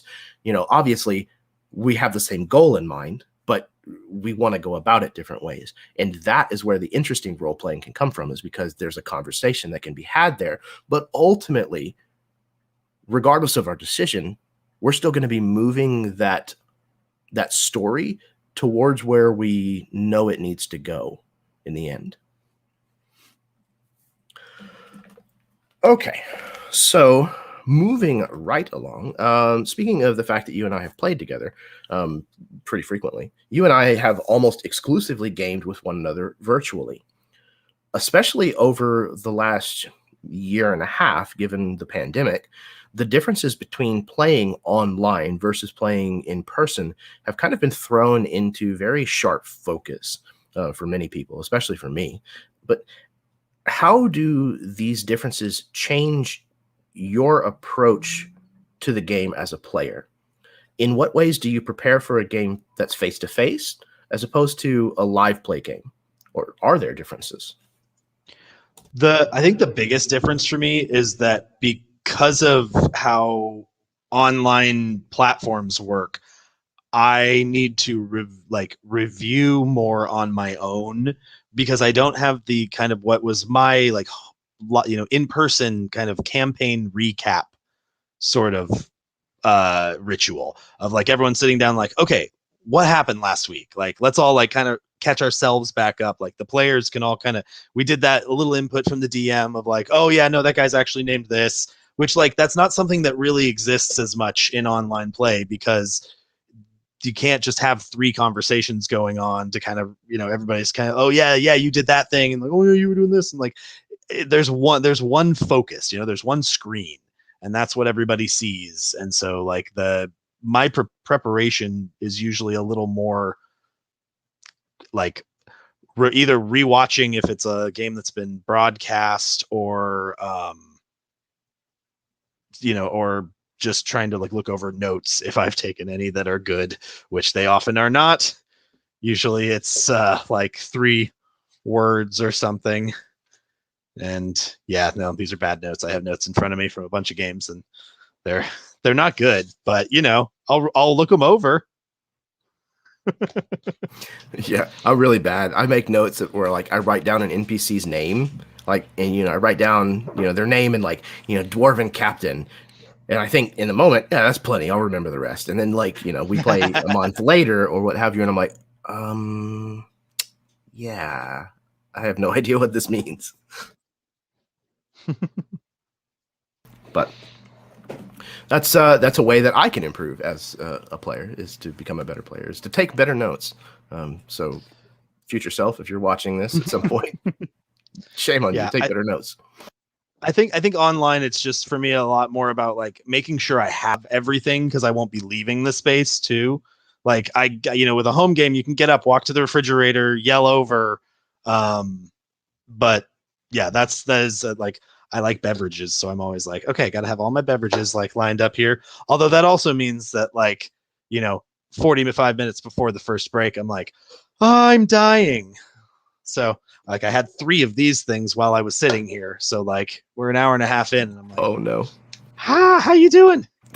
But do you need to take a break? Could I have 30 seconds? Is that cool? Yeah, absolutely. Please do. I'll be right back. Yeah, go for it.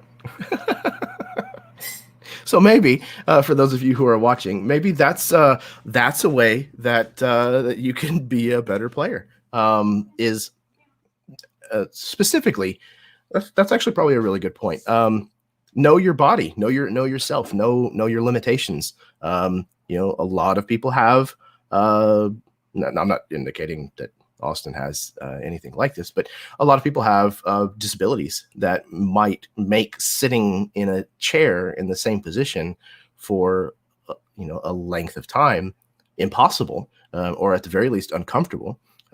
But understanding that ahead of time and communicating once again with the other players at your table and your GM about your needs, I think is very, very important. And it'll help you ultimately be a better player, because then you won't have to have something that's taking your attention away, that's distracting you. And you will be able to give your full attention and focus to what's happening at the table and in the moment. I think that's a really good point. Right, Austin? Absolutely. No, I think it's really essential. Whatever you were saying is just the most important. I just noticed that you actually sent that to me a couple of minutes ago, that message. I just told you that I was going to check it No worries. before we started, and I completely and totally blew it over. No worries. It worked out. Oh, excuse me. Okay. So moving right along, there's another preloaded question that I have from Keel Adam. And this is stuff we've already kind of talked about a little bit, but in a more generic sense. What player prep do you usually do? Maybe something more specific about, like, what do you actually prep when you're getting ready for a game? Oh, I have a couple things that I do, like, when I'm playing online. So if I'm playing D&D, I generally, like, I try to. This is so hard because there's so many spells, but, like, I pull up, like, tabs on, like, either Roll20 or whatever the free compendiums are, and have the spells that I have usually, like, loaded up. I have, like, my PDF ready. I try to have the player's handbook open for whatever game I'm playing, or any other, specific stuff.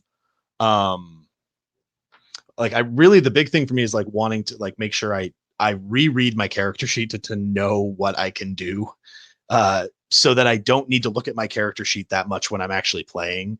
So, because if I can remember, like, generally what my character is supposed to be able to do, then I'm not as, like, I don't want to be staring at my character sheet in general. But well, I guess I'm wondering, like, what exactly that means, like, player prep. So, like physical preparation of space, or I think anything would fall into that. Whatever you think, whatever it is that you have to do in order to get yourself in the right headspace, or in the right physical, space, to be able to be prepared, to feel comfortable before the start of the game.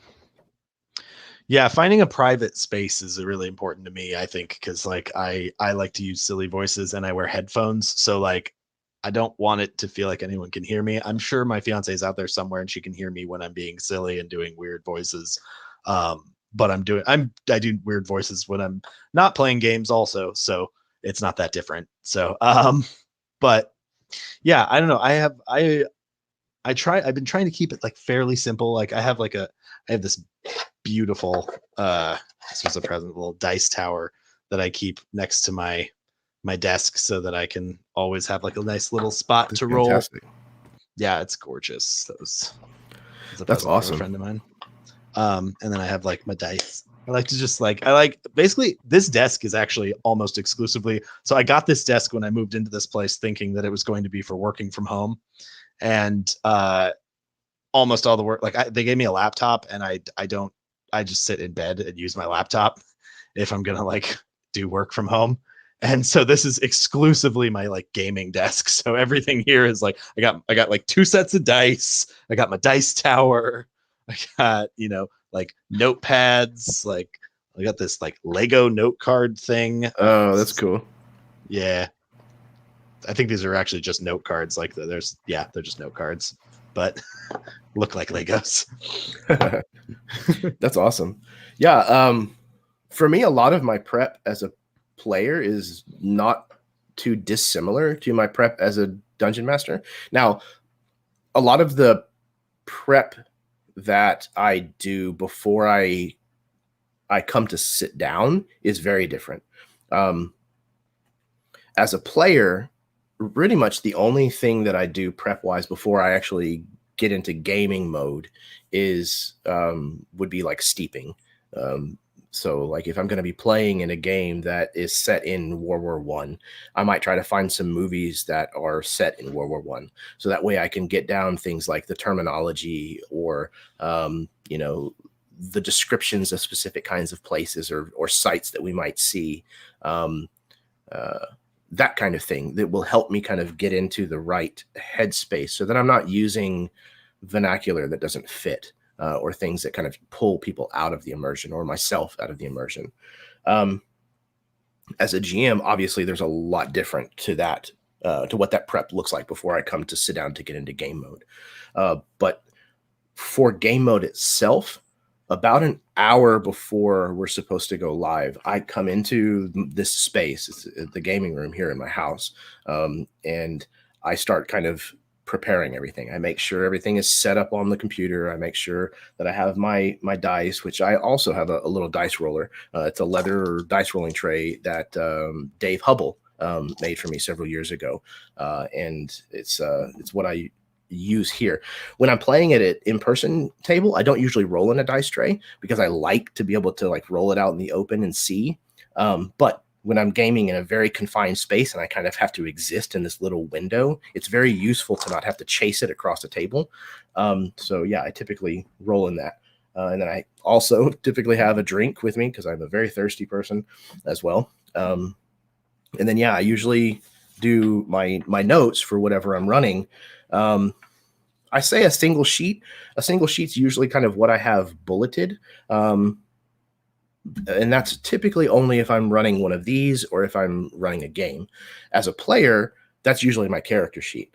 I prefer printed character sheets. I will use things like D&D Beyond, especially if it's like with, again, Dawnbringers, where Jake has it so that the audience can have access to like what everybody's current hit points are and what conditions they might have on them.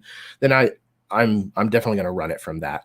But I like having a tangible character sheet that I can actually change with a pencil, erase things, make notes, that kind of thing. And then I always have my handbook, whatever game I might be playing in, especially if I have a physical copy, it'll be sitting right within reach of me.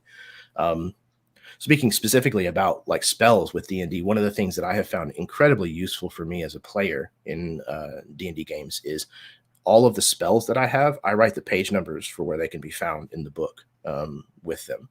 Instead of trying to write a shorthand description of what the spell does, I just write the page number. And if it's a spell that I've cast a bunch of different times, like Magic Missile or whatever, then typically I don't have to look it up. But every once in a while, just in case, I might be like, I can't remember if that's an action or a bonus action, so I need to look it up. But instead of having to sit there and go, okay, I'm still trying to role play in this scene, but I have to try to remember, does, hollow come before or after harm? And I have to try to do that while I'm also trying to maintain focus on the scene. If I just have a page number, it's 10 times easier to just go to what it is, find the information I'm looking for, and move on. So yeah, I think anytime that you can find idiosyncrasies that are like that, those little, what is it? The term that you use for how to learn things better. What is that word? Oh boy, my brain went to mnemonic device, but that's different. Yeah, that's exactly it. That's what I'm talking about. Yeah, a mnemonic device. If you can find things that are shortcuts for you, then absolutely utilize them. Yeah, like when I'm playing in person, I like to have a physical, like I want to have a paper sheet, and I want to have the book, and I want to have all the page numbers written. If I'm playing online, I want to utilize the fact that I'm playing online, that like, no, I have to be in front of my computer. So like I'm going to have like I have a form fillable 5th edition PDF that I have a blank copy of that, and every time I need to make a new character, I just copy, make a new copy of it, make my, put all my info into that. And then like, I really love like how useful the internet is for also like now that my internet knows me, like it your internet tracks you and knows all about you. But my internet now knows that if I start typing in something, there's like a 55% chance that it's going to be followed by 5e. And like, it just auto fills it half the time. We're like, DIS, dissonant whispers 5e. Is that what you want? Do you want the spell page for that? Here you go. like just immediately. And so like I said, That's like I awesome. have usually a lot of tabs up, just to like make sure I know what my what my plan is. I'm always trying to kind of pre-plan or know, in between turns, be preparing for what I'm going to do. Um, Although it's hard to do that, like you need to like kind of balance preparing for your turn with like actually actively paying attention to the other people's turns. So like not too Certainly. much focus on, figuring out what spell you're going to do, but knowing generally what goal you want to have. Yeah. Yeah, I would agree. Okay, moving right along here. Aside from what we have already discussed, there's a lot of menial tasks that you can do to help establish yourself as an asset at any table. Things like tracking initiative or tallying monster damage for a GM, inventorying treasure, taking notes, etc. What are ways between your turns, like we were just saying, that you can help things run smoother in a game? Yeah, trying to have an idea of where you're trying to go and what you're trying to do, like being prepared in between your turns for your turns, I think is a big part of it. Like if there's something very frustrating to me about like when it gets to someone's turn and they're like, okay, let's see. What do I want to do? It's like, well, you could have been thinking about that the whole time that like this other fight was going on. Like there was definitely time to kind of plan it a little bit. Um, that being said, I frequently end up doing that just because I'll plan something and then the situation will so radically change that I end up being like, Yeah, for okay, sure. I had a plan. I thought I knew what I was going to do and save time, but now I need to radically readjust the plan. And again, Um, like that happens. There's yeah, nothing wrong with that. yeah, that's But kind of the fun of playing sometimes. yeah, Um, exactly. I so those menial tasks, like I yeah, like the initiative, like if you've got like, if everyone rolls initiative and they all put it in the chat or something, like organizing that in the chat so that you can have all the numbers and the GM can just see that immediately, I think is generally really helpful, like you said.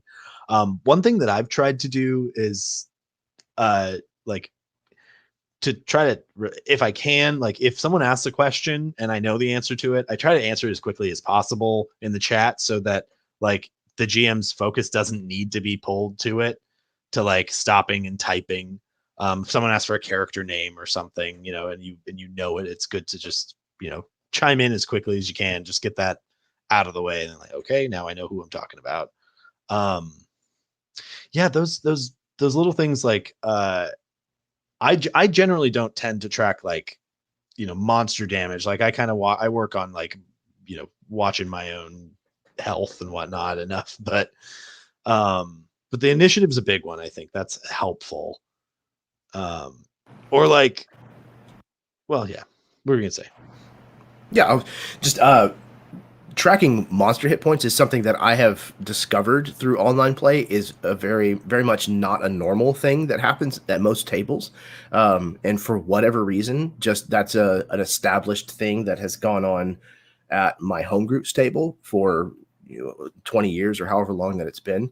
Um, and a big reason for that is in my home group, at least, we play very combat heavy, very tactical type games where there's a multitude of different monsters on the field at once. And some of them have, a lot of hit points. Some of them don't have as many hit points.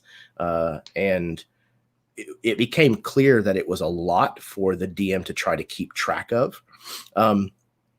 So it's a thing that we kind of just established a long time ago. Like for the current campaign that my home group is playing, like this is the monster hit point tracking book that we have. And because I was the one who volunteered to do so, this book lives at my house, even though my wife and I tune into our sessions virtually currently. I still have this book because that's what I do whenever it's not my turn, is I keep track of the damage from the monsters. And then just every time that there's, a significant increase or whatever, I tell the DM, okay, this monster is at this many hit points. And they say, okay, either remember that, or it's looking really bad, but it's still, fighting. That gives us an indication of, okay, this thing is getting close. We can shift our attention to just this creature or what have you, and take it down. But that is definitely something that doesn't work at all tables. And I have found for running games online that it's not necessary, because most of the combats that I run in my games online don't really stretch beyond about 3 or 4 rounds typically. Mm-hmm. Because the pacing in an online game needs to run differently. In my opinion, you can't have a combat that goes on very long before people's focus starts to wander, and their interest in what's going on starts to deviate too much. Yeah, absolutely. I think just as a side note, like pacing of online versus in-person games is just so radically different because of the space and like you can usually walk around or get up, stretch your legs, things that you can't really do as easily online. So like I tend to, like, if I'm running a game online, I will take whatever like 5 bullet points I've come up with for my basics of the game and cut it down to 3. And like I always try to go like as streamlined as possible if I'm running a one shot online, because like worst case scenario, it's 2.5 hours and is like too short, or like 2 hours and is like a bit short. Best case scenario, it's about 3. Like real worst case scenario is something going like 4.5 hours online. Like those can be like I've I see you point at yourself. I'm really bad about that.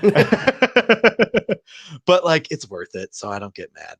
But like, yeah, I mean, as someone who's like in a 4.5 hour game, I'll just tell you, like I need at least 2 breaks. Right. That's the big thing for me. I'm like, every hour and a half on an online game, there needs to be basically, like, I think, like a break, maybe 2 hours, depending on how the game runs. But yeah, like 4.5, 5 hour games in person are a blast. You can do a combat for an hour and have it can be the best thing, especially if you're like, everybody's getting tactical and we're on the grid and like, no, I'm going to go here. No, wait, you should go here. This is one other move. And everybody's talking about it and they're all pouring over it. Like, that's great. Online, that could definitely be a slog. Like, I think you lean into the cinema of it when you're online. Yes, very much so. Well, and when you're playing online, at least specifically, I guess the way that if you're streaming your games, you have to take into account that there is an audience outside of just your players that needs to be considered to some degree. Now, I'm not saying you have to be the kind of showrunner that is constantly drawing the audience into what's going on, interacting with people and talking about what's happening in the chat. And you don't have to incorporate those kinds of things in your game. No, Jeremy, we all have to be Matt Mercer now. We all have to be Matt Mercer. Everything is Critical Role. Don't you know that? Like Jake Norman is fantastic about doing that. About, oh, hey, thanks so-and-so for stopping by, or thanks so-and-so for rating. And, he just kind of mentions it and then he goes right back into the description of what's going on.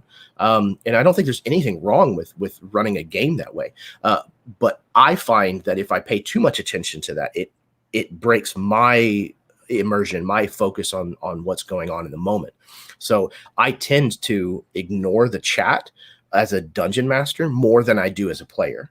As a player, I can be a lot more cognizant of what's going on between turns and try to interact with people and things like that. But when I'm running the game, I tend to do a lot less of that. But I don't know how to access the chat when you run games on like YouTube and whatnot. So as a player, I've never seen it. I've just never seen like side chat, like chat that wasn't just our in Zoom chat.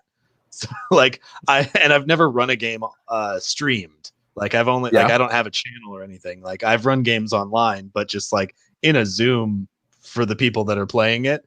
So that like it's a really interesting perspective to hear, because the audience thing has never really played into it too much. Like I always have had the feeling of like, even when I know people are watching, I'm like, well, nobody's watching this. Like we're just playing a game. Like, and then I look at like some of the YouTube videos. I'm like, how does 4,000 views in a thing that Oh I'm in? man, some Like of these what? people.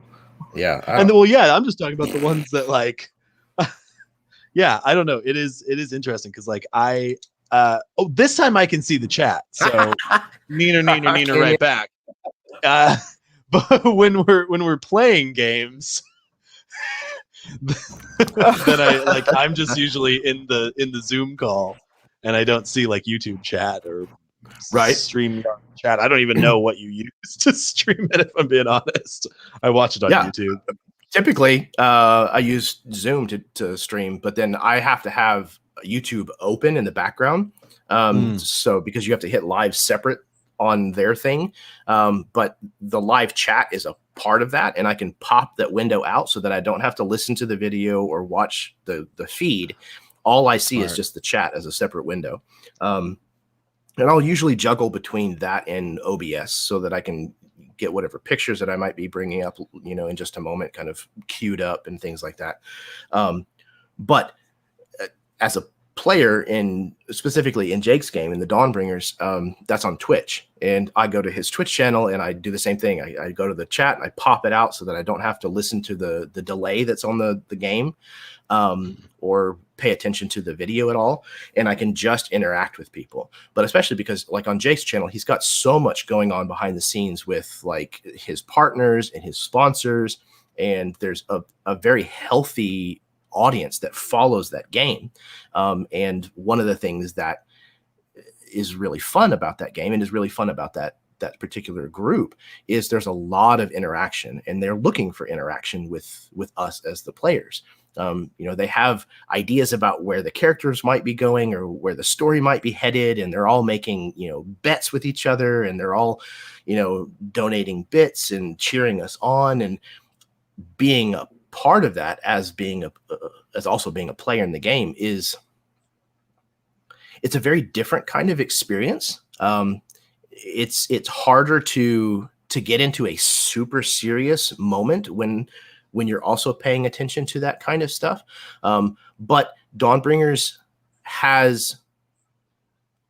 doesn't have a ton of those moments where I have to be laser focused in character all the time. Especially because my character is comedic relief. Most of the time, all I have to really worry about is kind of what's going on in the moment, and then I'll throw in a quip when it feels appropriate. And then when it comes to my turn, I'm a barbarian, so I smash things with my hammer or my axe, and then we move on. But it's interesting because live streaming is, in my mind at least, is one part performance theater. And having an audience, while it's not my primary focus when I run a game is the players at the table. And when I'm a player, my primary focus is the other players and the dungeon master. It is still a part of my awareness of any game that I'm in. I try to keep it as a part of my awareness, but it's definitely different than when I'm playing in person, because in person there's nobody watching, there's nobody paying attention. So if somebody has to get up and go wrangle the kids and they're gone for 10 minutes, if they have to miss their turn, it might suck, but somebody else can make their rolls for them if they have to. If it's an emergency or something, like if something gets spilled in the kitchen and they have to clean it up, or any other myriad of reasons, it's not that big of a deal. So there's a very, very different feel to the tables in my experience, at least. Yeah, I think that there's like, it's kind of like what I was saying earlier, that it feels like there is just more room for kind of the goofier parts when you're playing at a table. Because you can, I mean, there's just like, there's more room for those little in jokes that maybe require a slight side conversation, because not everyone is the focus of every moment. And like, there's like whatever is going on screen is the focus when you're playing online, like if somebody like interrupts a scene to make a joke and it falls flat, that is the worst feeling, because like it's not like in a when you're actually there, it's not really an interruption if you're just like shouting it out at the table, but it's very much a like, okay, screeching halt, you can't hear the other people that are talking, just your dumb joke comes up now. And then crickets as we're like, anyway, let's get back on track. Like there's a lot more of that energy to Very much online so. games if you're, depending on how you play them. Yeah, I would have to agree. Okay, just a couple more things that I want to try to cover before we run out of time. We are just over 2 hours at this point, so if you're still good to go, then we're going to press on. Cool. Good. All right. Some of the best moments come from a player thinking outside the box, outside the rules and the options that are presented on a character sheet. Often, we talked about this earlier, often this is what makes playing with a new player so fresh and exciting. They aren't jaded and confined by their understanding of the limitations of a given system. How can you foster a part of this mentality in your own approach as a player? I think it's trying to stick with a fiction first mindset. Like ignore the mechanics until they have to intrude. So, don't think about what on my sheet is an interesting thing that I can throw at this. Think about like what is an interesting outcome that I want and how can I achieve it? Like the mechanics kind of come second. And I'm a big fan of asking, hey, I know this isn't what this spell is designed to do, but can I try to X? Like, it'll never not bother me that, like, isn't it like Firebolt can't target objects or something? It's like, I Something think like that. Firebolt, I Yeah. think is creatures only. And I'm like, well, come on. Like, if I want to start a campfire by like building a like straw bale and like shooting it with a firebolt, let me do that. Like try the thing. I don't know. I'm a big fan of asking permission for the weird stuff, because like you will encourage other people to do weird stuff by trying weird stuff. Yeah, I agree. And using that as an example, like why can I not do the same somatic, verbal components to form this spell and not just aim it over here? What is it that changes that from happening other than just a mechanical, no in the rules? And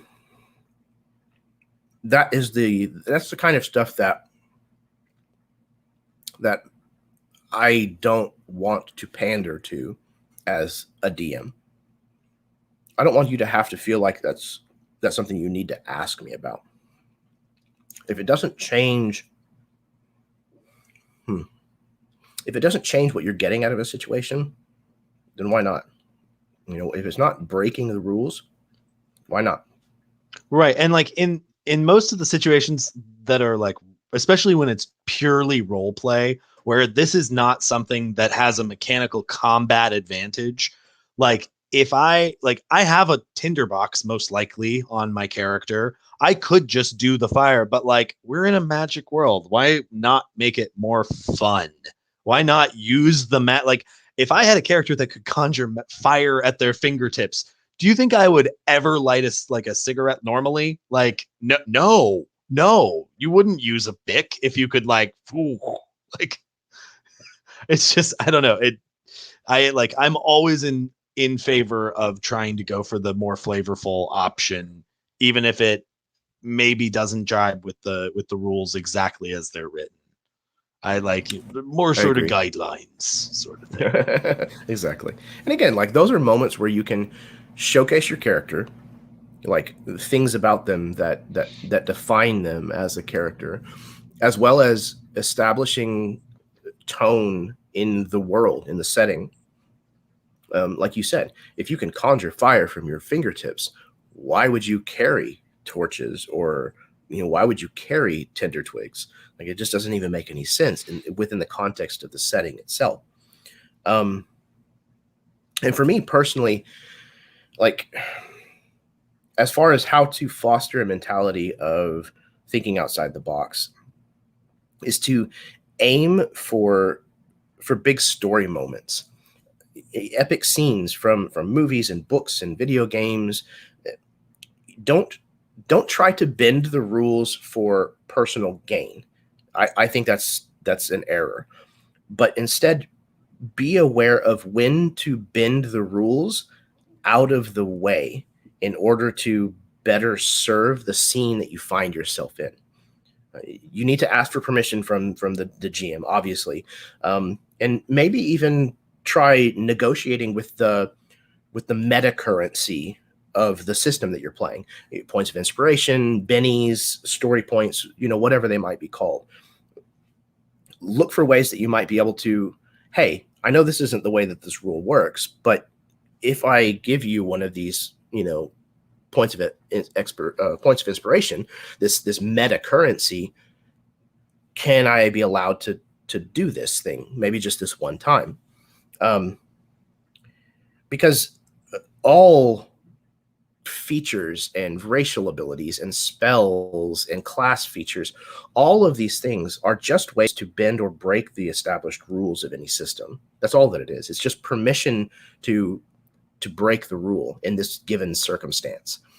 You can do that because you're a monk, where nobody else gets away with it.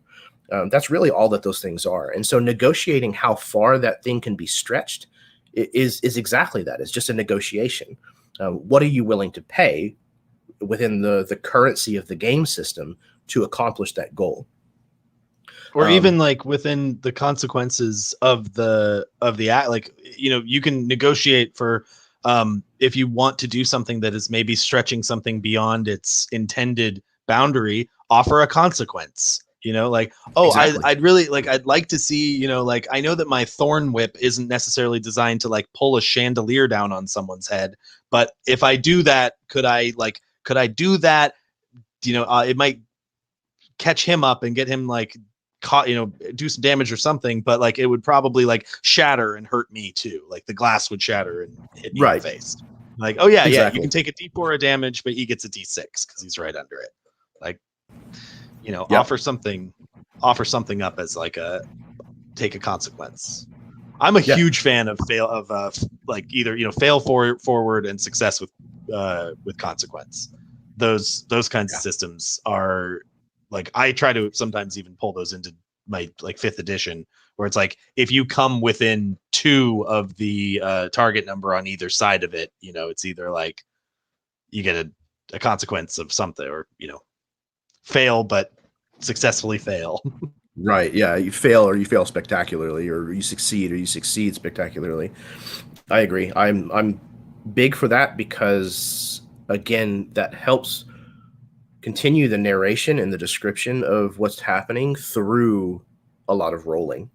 And again, like, that negotiation is exactly, to me, that's the fun part of playing through these situations.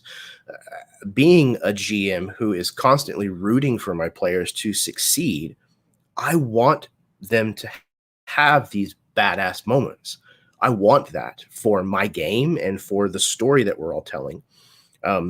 So if we can kind of bend the rules a little bit, but I can make it clear that that's not going to be the norm, then absolutely. So if you have a point of inspiration and you want to try to spend it to do this thing that you're not really supposed to do, even though that's not what the book says points of inspiration are supposed to be for, I would much rather do that than just give you advantage on a roll. Like, that's far more interesting, in my opinion. Well, especially if it's when it's with something like magic in D&D, where I always just think about, like, it's magic. It's not physics. It's not constrained by an exact set of rules that are infallible. And if inspiration is, representative of your character's ability to draw their will within themselves out, like, maybe that can like create something that let them shift this normal spell into something slightly different this one time. Like I think that's a great use of it. And that's also something that doesn't have to be like, as a DM, I think a lot of DMs have this mentality of like, I don't want to say yes to it now because I'm locking myself into, I have to say yes to it forever. And I think it's totally reasonable to say that that's not true. Like if they say like, I want to give up an inspiration point in this moment, and like it fits the character and the story, and it's something that they care so much about that they're able to like, extend their armor, like their armor of shadows or whatever, to like reach the person next to them to give them a boost to their AC because they're about to be cut in half. Like if it fits in the narrative of the moment and in the fiction, then it doesn't necessarily fit the next time somebody's like, oh, well, I want to save this random farmer that I don't care about, but like, he's got some money that he owes me. It's like, well, too bad. Like you aren't able to draw your will within you to extend your spell this time because it wasn't something as important. Like you can say no. It can be contextual, I think. Yeah, I agree. And that's, another point about what I was just saying about trying to push the boundaries, trying to think outside the box, is as a player, you always need to understand that no from the GM is both a fair answer and also entirely within their prerogative, because typically they have a better understanding of the context of everything that's going on, and so if what you're trying to accomplish compromises something later on and they feel like it's better to tell you no in this instant, you have to just trust that that's the right call. Mm-hmm. If you're proven wrong and you start to discover that the GM's not doing that because they have your best interest and the story at heart, they're just doing it because they're a dick, then just stop playing with that person. Find a new DM. Yeah, absolutely. Yeah, absolutely. Okay, we have another question from Acer Sin. She asks, how do you as a player deal with difficult players at the table? Example, that person who has to read their stuff every turn because they aren't thinking ahead and are slowing the game down. Oh, game stallers. Honestly, for that, generally as a player, I find it my responsibility would be to sit there and fume in quiet frustration because like I am a recovering rules lawyer to begin with. So like I don't want to step on the GM's toes, and like I think that's the kind of thing that's like maybe an out of game chat between just the GM and that player. Like, hey, if you could try to like look up, just have a little bit more prep put into your, prep time put in between turns. Just like try to figure out what your spell does before casting it or whatever. But I don't know. I don't know if I'd find that to be my place as a player, other than to like maybe offer helping suggestions, like if you know someone's class better than they do, you really don't want to play it for them, but it can help to like, oh, you've got this really cool feature that, I don't know if you know that you get like, oh yeah, you got Hunter's Mark. Like you could probably like, you have enough spell slots, then you'll get them again. Like, if someone doesn't know how their character works, I just would want to teach them really more than anything, like help them figure out what it is that their character does that they don't know about. Yeah. I think my answer would probably be very similar. As a player, I don't know that there's really much that I would actively say, not during the session. Maybe between sessions, I might bring it up. But more aptly, I would probably mention it to the GM. Because unfortunately, as the GM, I think that ball falls in your court. Anytime that there's a problem like that at the table, if it needs to be approached, the DM needs to do it. And again, away from the table. Mm-hmm. I don't think the proper way to deal with bad behavior is to call it out in front of everybody. In my experience, that leads to a very counterproductive conversation, and it tends to derail the entire session. So that's kind of stuff is typically better handled between sessions, in my opinion, and privately. But yeah, as a player, I think offering help, say, hey, if you need like some suggestions about what you might be able to do with a bonus action on your turn, I've played a ranger before. Let me look over your sheet and maybe I can give you some help. Um, I think that's probably the best that you can offer as a player, at least for me, for somebody who's like very non-confrontational as an individual. That's probably the best that I would be able to do. Yeah, I mean, I've had I don't know, maybe I'm a bad person to ask this question too, because like this is the kind of thing where like if someone's doing that, then I don't like, that's not like a person being crappy. That's like maybe just not knowing their character very well, or not knowing the system very well. And that's something I have a lot of empathy for. I've also like run games where like I've been 100% sure somebody was like fudging rolls, and I just did nothing about it because like what am I going to do? Like it's not worth calling out. So like Yep. I'm just like, well, you're ruining your fun, I guess. Yeah, Like, because that'll absolutely bring a halt to a game. yep. So You're like cheating. No, I'm I not.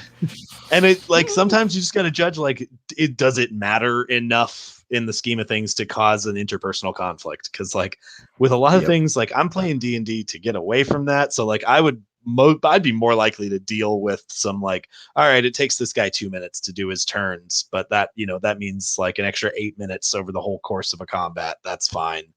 Like I'd rather take that than start a fight when I'm just trying to play some Yeah, D&D. for sure. Yeah, and again, like, if a player proves to have a quirk or a habit that you just can't really stand much in a table that you're running, then don't play with them again.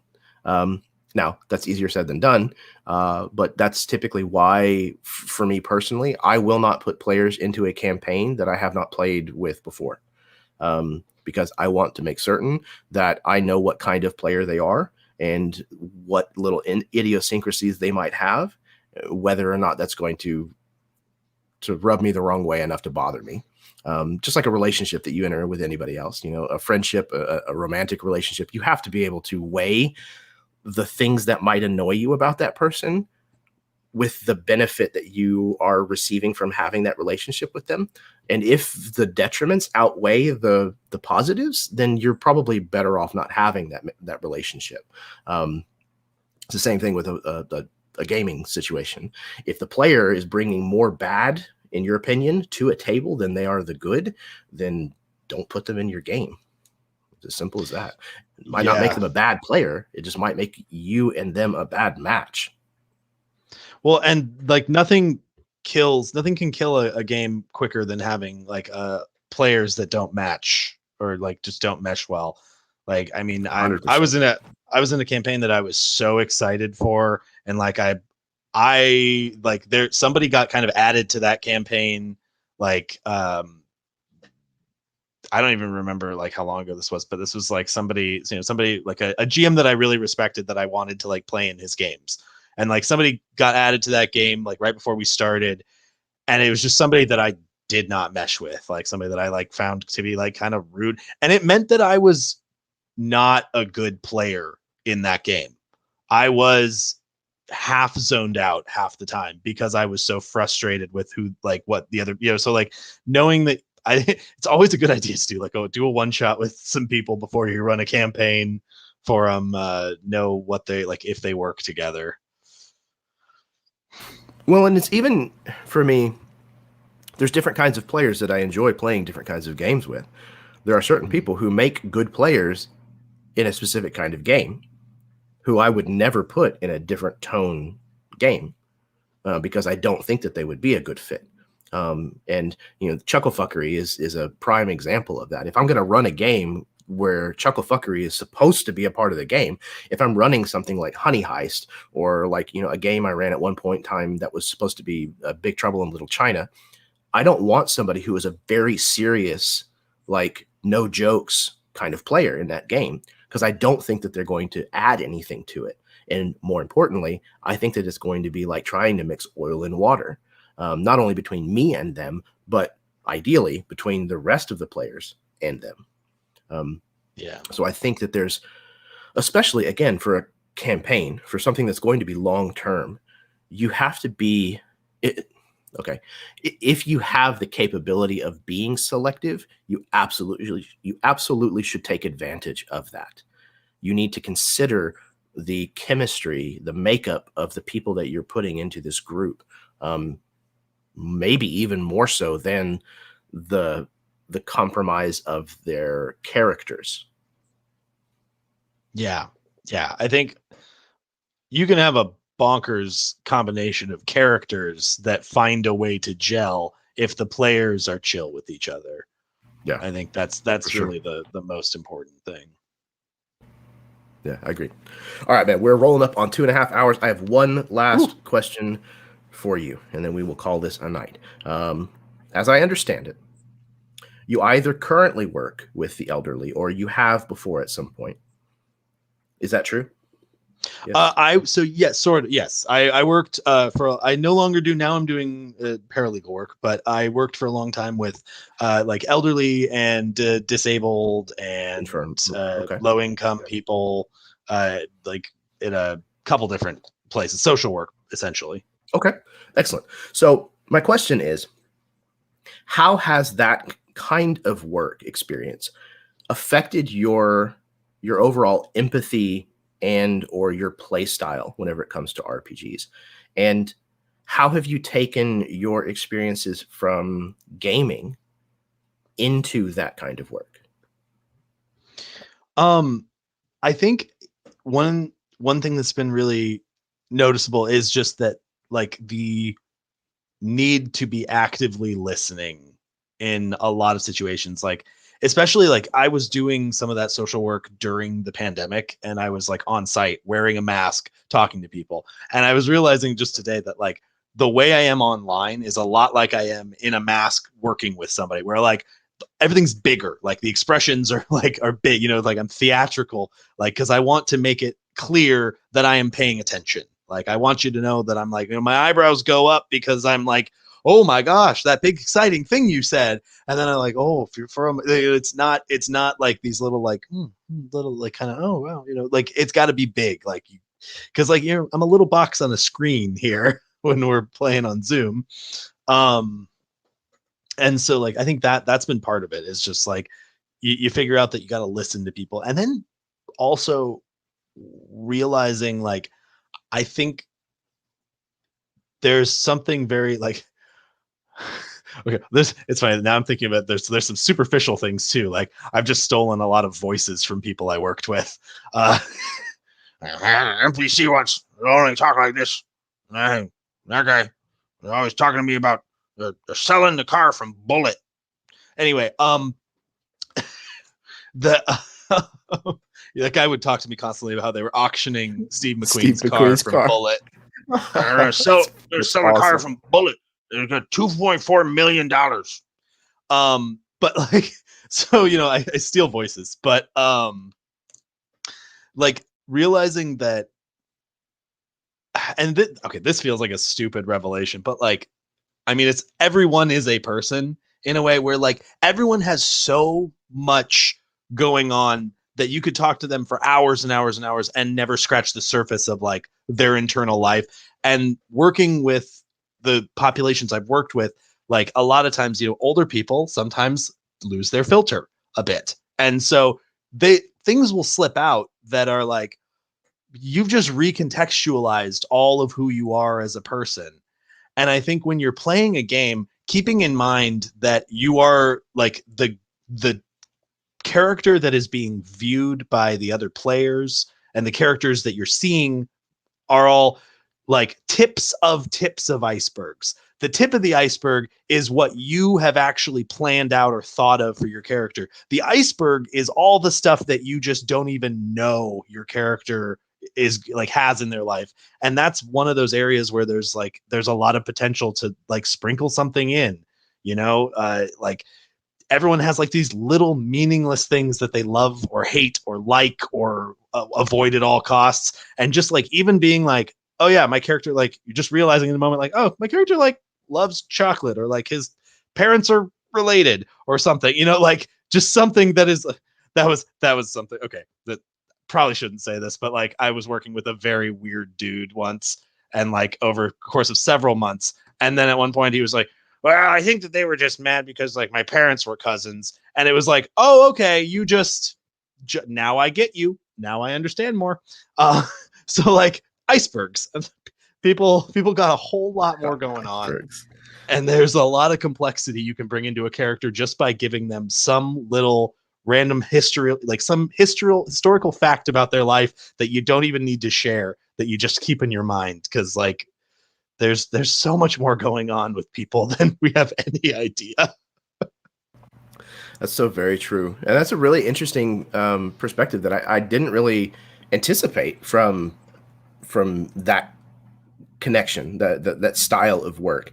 I definitely thought, okay, he's probably going to bring the answers about, having empathy towards people and being able to listen, those kinds of answers that really makes sense. But the iceberg answer that's really eye opening. And again, like you said, obviously everybody is their own person and everybody has their own life experiences, which would amount to an enormous amount of material. But the the thing that's the most interesting is that the revelations of those things, the little glimpses that might color certain interactions or certain reactions that they might have, certain opinions that they might have, certain things they might say in any given situation, where no one else understands the context behind it. But if you're aware of it as a player, then you can use that as a moment to shine a little bit of light into the complexity that lies beneath the surface. Yeah, That's really and cool. I think that it even like it leaves room for like I think a lot of times like people create backstories and like they're very like sort of homogenous like in within itself, like it's got one sort of through line. Like there are such like I've met people that are like that tell me stories that are so contradictory to who it seems like they are as people now, that it makes them so much infinitely more deep and fascinating. This like kind of toughish older like blue haired old lady who I worked with, who then was telling me stories about like kicking people's asses at a bar. And I'm like, she's like, she's 70, she's 5 foot nothing, she's got literal blue hair and is like very like, I'm an old lady kind of thing. And like she's talking some shit. And like it's fascinating because you're like, oh, that's right. You had a whole life before that got you here and things made you change. So like even if you've got a character that's on a character arc, they've had 15 character arcs that led up to where they start now. Like, yeah, there's no one's in a vacuum. There's context that led to everything. Yeah, that's awesome. And I think that it's also, again, it's important to understand that as a player, you don't have to understand the entire iceberg yourself whenever you're beginning. Um, Understanding that there's certain parts of that will be able to be developed as you play. Um, there is a certain level of freedom in that as a player. Um, so instead of being afraid of that, I think just embrace it as much as you can. Yeah. Well, Austin, yeah, man, thank you so much for coming on and having this conversation with me. This has been awesome. You and I have always got along really well, and I've enjoyed having you in every game that I've managed to get you into.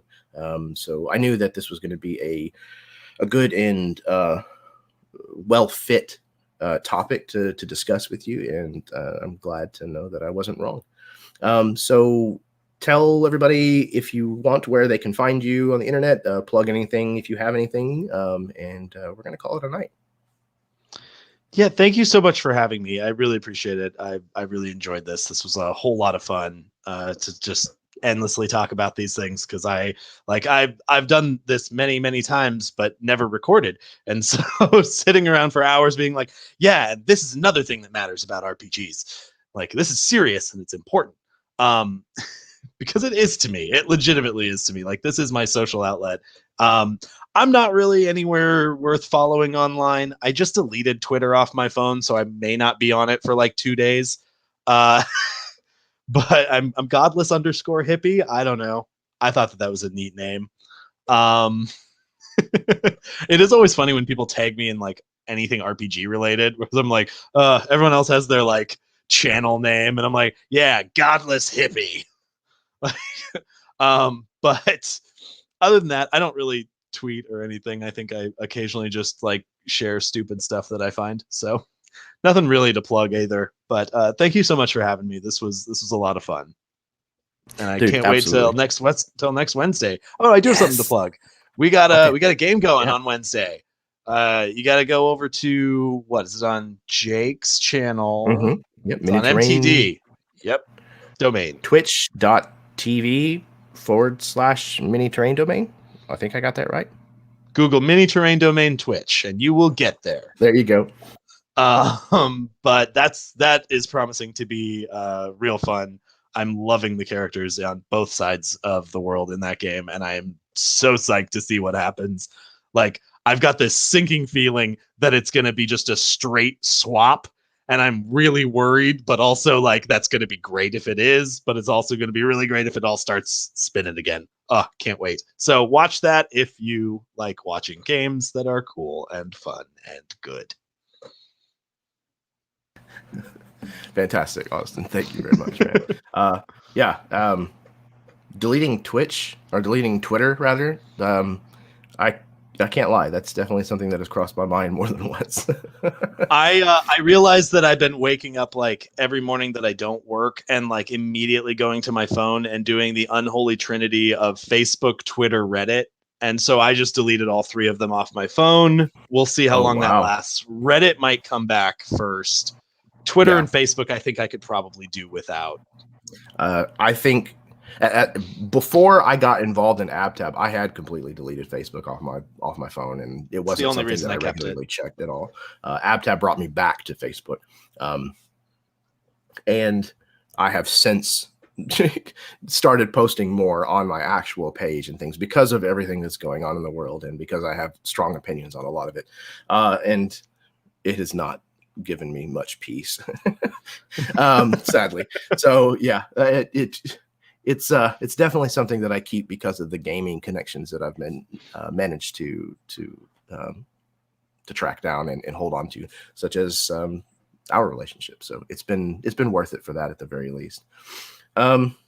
Yeah, thank you everybody who might have watched this evening, whether you're watching live with us while we're doing this, or whether you may be watching at some point in the future.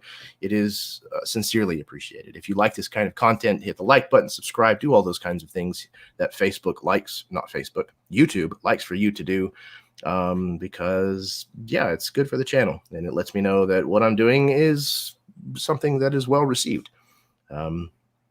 So yeah, Convergence this coming Wednesday. It'll be the last full session on the Hetust side, which is the cold side, and then 2 weeks from that will be the finale of the game. So I am very excited for that as well. Yeah, I think that's all we have. So until next time, may your dice roll high and your snacks always be within reach.